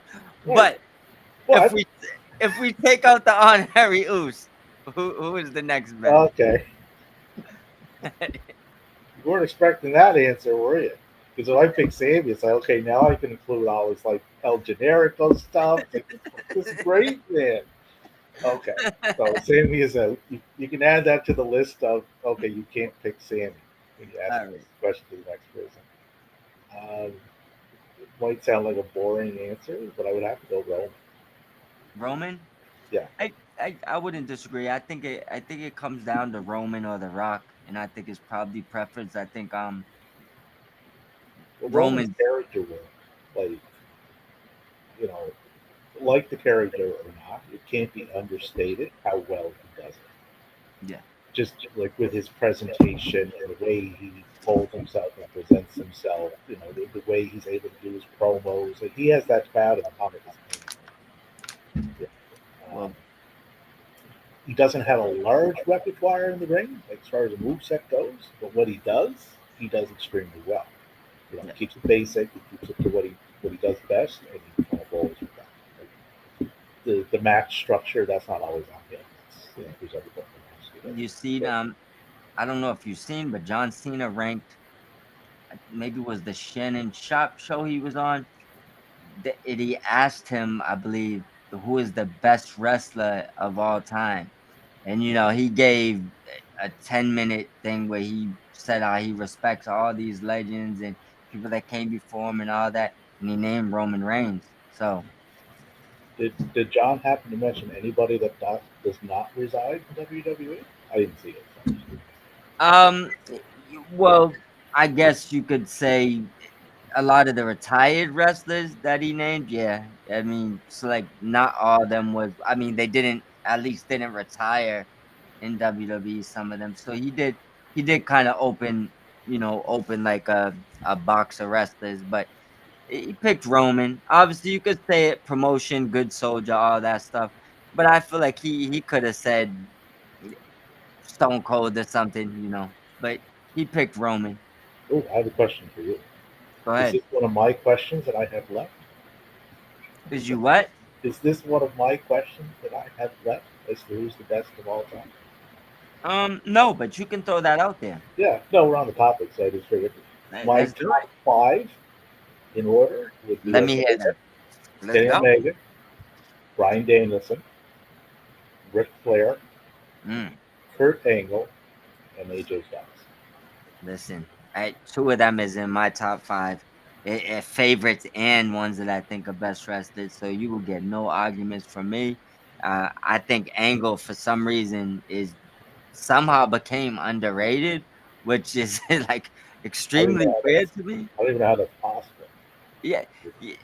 I think people just get too much into Dave Meltzer's opinions as far as his ratings, and they don't realize it's opinions, not it's kind of like if he puts 4 stars, you could pick three. But Yeah, they blow those way out of proportion. I mean, there's a way to like I do them too. I do it on a 10 scale, and there's a way in which to do them, but like people take them way too seriously. They're just yeah, recommendations. It's like caveman. It's not a Bible. Like you don't live your life by it. It's just a guide. yeah, yeah, Like this got a good. It's like a movie rating. This got a good rating. Maybe I should go see it. yeah, It's the you know. same thing. Yep, Right? and you could choose to decide at the end if you agree or disagree. That's the best part. There's Yeah. nothing to argue about. Right. Just Like my friend the other day said, "Oh, you got to see Weapons." Like, so I've seen it twice. I still don't know if I liked it. It's like okay, so but I tried it. I tried. I'm trying. So now Weapons I is just for somebody. It's just not for me. So that's fine. well, here's the thing, and I won't limit you to a singles match. You can kind of do whatever you like. Obviously, not a rumble, but singles, trios, four way. If you could pick any match to see right now, ladies, men, four way, triple threat, any promotion, what is the match you'd be most interested to put together right now? Create your own Forbidden Door match. Ooh, okay, so completely made up. Ah, Completely made up. this is interesting. Trying to think of things that I haven't seen yet. Yeah. For I would like to see Kyle Fletcher and Randy Orton. Holy shit. I think the I, dynamic of that would be quite interesting because they do have similarities. they do. They Like definitely. the younger version of the original. There's enough differences there to still make it interesting. But Yeah. I think that would be an interesting dynamic. And it's not one we're ever going to see, but Hey, now you got me intrigued to have to see that one day. I instantly just put me into another world with that one. That's an amazing match. I was not expecting that. and Now I was just going like current guys. I don't know if you want it that match all should be time guys. that's a five-star for sure. But What did all time, if I had to pick one, uh, yeah. John Moxley and Bruiser Brody. Bruiser was one of the guys that You really. said Bruiser Brody? Oh yeah, Bruiser. Yeah, Bruiser was Holy one of the shit. guys when I first started watching like stuff out of the states. He was one of the first guys I'd seen. I was like, whoa, this guy's nuts. I don't know It if just that'd be attracted safe me to right let away. them two. You think it'd be safe to let them two wrestle? No, it wasn't safe when Brody was wrestling. He was in the stands. He was in the stands like waving a steel chain over his head, like he was a walking hazard. Holy shit. Yeah. Well, off of the best or the Forbidden Door booking, give me your most underrated wrestler of all time, and also give me your worst gimmick of all time. Underrated of all time, Yeah, Nick Bockwinkel. you said That Nick. man back in AWA absolutely ruled that promotion and that era. Like his in ring work is phenomenal. If you ever get a chance, if you haven't seen it, I'll send it to you. Send He it to had a me. I need series of that. matches with Kurt Hennig, which Oh, would go Mr. on to be Perfect, Mr. rest in Perfect. peace. Yeah, But just phenomenal matches there. But he's never mentioned in when you talk about the greats of the industry. yeah. And I can tell by your reaction. Like his name. I'd never even heard of him. I'll be Yeah, honest with you. yeah. But I'll send you some of his matches so you can see them. But just an amazing in ring technician. So, yeah, he would definitely be one. You can go with the easy picks. Like Mr. Perfect and guys like I that. We don't Yeah, want the easy picks. yeah. No, and I figured like that's someone I always thought of. He never got the just due that he should have. Yeah, that's I my pick. respect it, and I want you to send that over to me because I have to get familiar with him. Anything that you're telling me is good, I need to see. And what would you say is your worst gimmick of all time? Oh, Jesus. Mantar. You said Mankind? No, Mantar. Oh, He Mankind. I was about to wore say that. Mankind. Whoa, No, it looks like he Man. had a bear on top of his head, and then he. Yeah, yes, yeah. That was pretty bad. Well, Keith Lee almost matched him when he was going to be the Bearcat. Well, So, that was bad. There was a few bad but ones. Like, yeah, man, Jesus. Yeah, Bastion you just Booger brought was something another back that one. I forgot about. Bastion Booger was another one. Like, There just was one I was thinking about. Chainsaw Charlie. That still upsets me. It's like, what are you doing, man? It's Terry Funk. Yeah, with the nylon, we knew it was him. With nylon over his head. It's funny you bring him up because I have a question about him at the end as well. Now, a bonus question. Actually, two bonus questions, and these are just funny ones. First thing, will Cody ever turn heel? No, It, short, simple answer, no, I don't believe so either. no. They got no one to replace him in that role. You know, they were built up to take that super scene of face role. All right. Well, another funny question. What does Mother Wayne bring to the new group they have? Ooh, probably gets clicks. Would be my guess. So basically the same thing she brought to the patriarchy. Yeah, yeah. All right. Now on to that. Now, typically, I only ask five of these questions, but I had you on. I wasn't gonna ask five. We got at least 10, and a couple of them are jokes. And then we're gonna have you do shout outs, let everybody know where to find you, stuff like that. Now, I told you the first question. These are the or question. Where I just name two wrestlers or three wrestlers. You can choose to just name one and go to the next, or you can give your explanation. First one I'm gonna ask. Kazuchika Okada or Ricky the Dragon Steamboat? Two legends. I would have to go with Okada, and that is by a very slim margin. Just Okada quite a, reached a higher ceiling, like as far as what he's done and what he's Yeah, able to do. But these are guys that have I probably in all the years I've been watching probably have maybe 15 to 20, 10 out of 10 matches. These two guys own two of like, yeah, more than one. Like Okada's series with Omega and Steamboat series with Flair. yeah. So not a slight. I'm not picking Ricky, but Okada would win that. Right? You get no problems with me. Now, this one is more modern. I feel like I keep seeing people debate these two ladies, so I just wanted to throw it out there. Becky or Mercedes? Mercedes. And I seen Mercedes earlier say she has an Irish daughter. I had a funny feeling that's probably who she was talking about. She said she has an Irish daughter in wrestling. Did you see it earlier? I did not see that one yet. Yeah, somebody said something to her, and she said, "Oh, they asked if she wanted the Ireland Championship," and she wrote back. She said, "Well, I do have an Irish daughter in wrestling." You know who she was talking about? We do, yeah. Yeah. Now, this one, our first triple threat. We're gonna have two triple threats here, and this, I feel like this is gonna be a difficult one. Great Muda, Jushin Liger, or Ultimo Dragon. Ooh, I would for that I would have to go Jushin by very slim margin. Small margin, right? All right. This one, both in your top five, is funny you said it. Kenny or AJ Styles. Okay. All right. I pulled out my ECW hat because we seen the 2300 this week. Mm-hmm. Raven or Tommy Dreamer.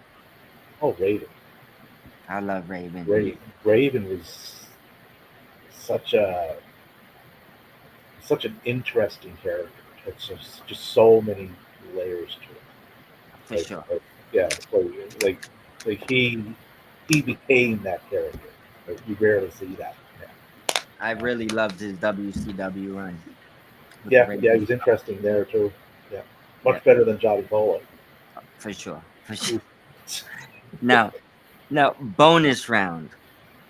I'll give you the three real ones, then I'll give you the two funny ones. So we're gonna go with the king of hardcore, Foley, New Jack, or Terry Funk. I would have to go with the originator, Terry Funk. I love Funk. No complaints from me. Oscar or Charlotte Flair. Awesome. And when I say Oscar, most people don't realize her Japan run was so much better than what she has going on now. Yeah. That's why most people be like, versus Charlotte Flair, you must have not have seen the real Oscar. Yeah. When she was over in Japan as Kana, go watch the Kana on the Norris. Yeah, Tell me if you couldn't take care of it. exactly. Now, Roddy Piper or CM Punk? Piper. No quarrel with me. I'm definitely going Piper. Now the funny round, and then we'll get to just letting everybody know where to find you. Bret Hart or Goldberg? Who is better at complaining, not wrestling? Oh Jesus. I think this is a draw It could be, because could be. they both complain like a lot. Some of it's warranted, some not so much. But yeah, it's kind of constant for both of them. So just go do other stuff, guys. Like, And last funny one. Better name, Mr. Perfect or Perfect 10? oh, Mr. Perfect. And not that's not the wrestler, just Yeah. name wise. Kurt Henning's obviously a legend. Now, this interview has been special, man. Your wrestling information is out of control. I definitely have to have you on here again. But while you're on here, let everybody know where they can find you, what you have coming up, anything you want to let them know. So you can find me over on the Twitterverse, Stampede underscore ism. You can also find me over through the Wrestle Collective. That is the at DUBC Worldwide. Um, we have spaces throughout the week. We do a Monday Night Raw recap. We do a Wrestling with Tism space on Tuesday, where we just kind of essentially shoot the shit and whatever topics you want to go that night. Me and Carlos do a Dynamite review Wednesday nights whenever time that show gets off the air with its overruns. Yeah. Thursday, uh, we have the Wrestle Collective has a podcast that we just started up on YouTube. They just did their second episode this evening, so hop on over to YouTube, give them a listen, check them out, hit that subscribe button, hit that like button. I think that's the lingo for that. And we always do watch-alongs on the weekend. I believe we're doing one for Death Before Dishonor tomorrow over on our Discord. So if you follow us and join the Discord, you might get to see Death Before Dishonor. So go check that out. It's definitely worth it. We're in there to chat along and ask any questions that you might have if you're not familiar with the product. So we'll walk in. For sure. So yeah, always stuff on the phone.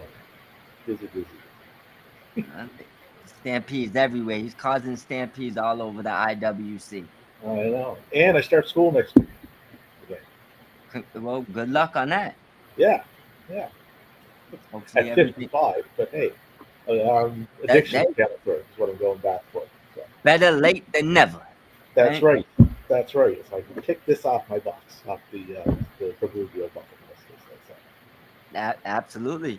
Is there anything else you want to add in before we wrap up the episode?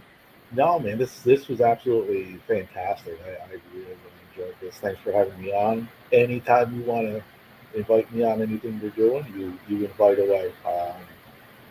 It'd be Hey, a standing yes, as long as I'm not look, put it like this. I'll be giving you a call back soon and setting up some dates, bro. It's been an done. absolute pleasure, man. Done. Thoroughly enjoyed this. Thoroughly enjoyed it. And we'll be dropping this tomorrow at 10 a.m. Just so everybody knows. Smash the thumbs up, comment, subscribe. Make sure you tag Stampede and ask him anything you don't know because I'm sure he knows it. Don't Yeah, overkill him, but anything you don't know, I'm pretty sure he knows. yeah. No, no. What Mike said is right. If you have any questions on something you're interested in, my DMs are always open. Man. Message away. If it's do you have a show? Can I get a match? Who's this? Whatever. Ask me. I will answer all the time. Absolutely. Well, bro, listen, let's drop this first thing in the morning and you make sure you have a wonderful night. I know I kept you up late, my brother. No, it's good. I'm always up late. So it's only 20 to 2 where I'm at. Only We 20 to 2. we That's it. we good. I'm in my own time zone up here. All right, my brother. Well, I'll talk to you tomorrow and I will see you in the Twitterverse. Done. Thanks, Mike. Have a good Salute. night. You're welcome. You too, my brother.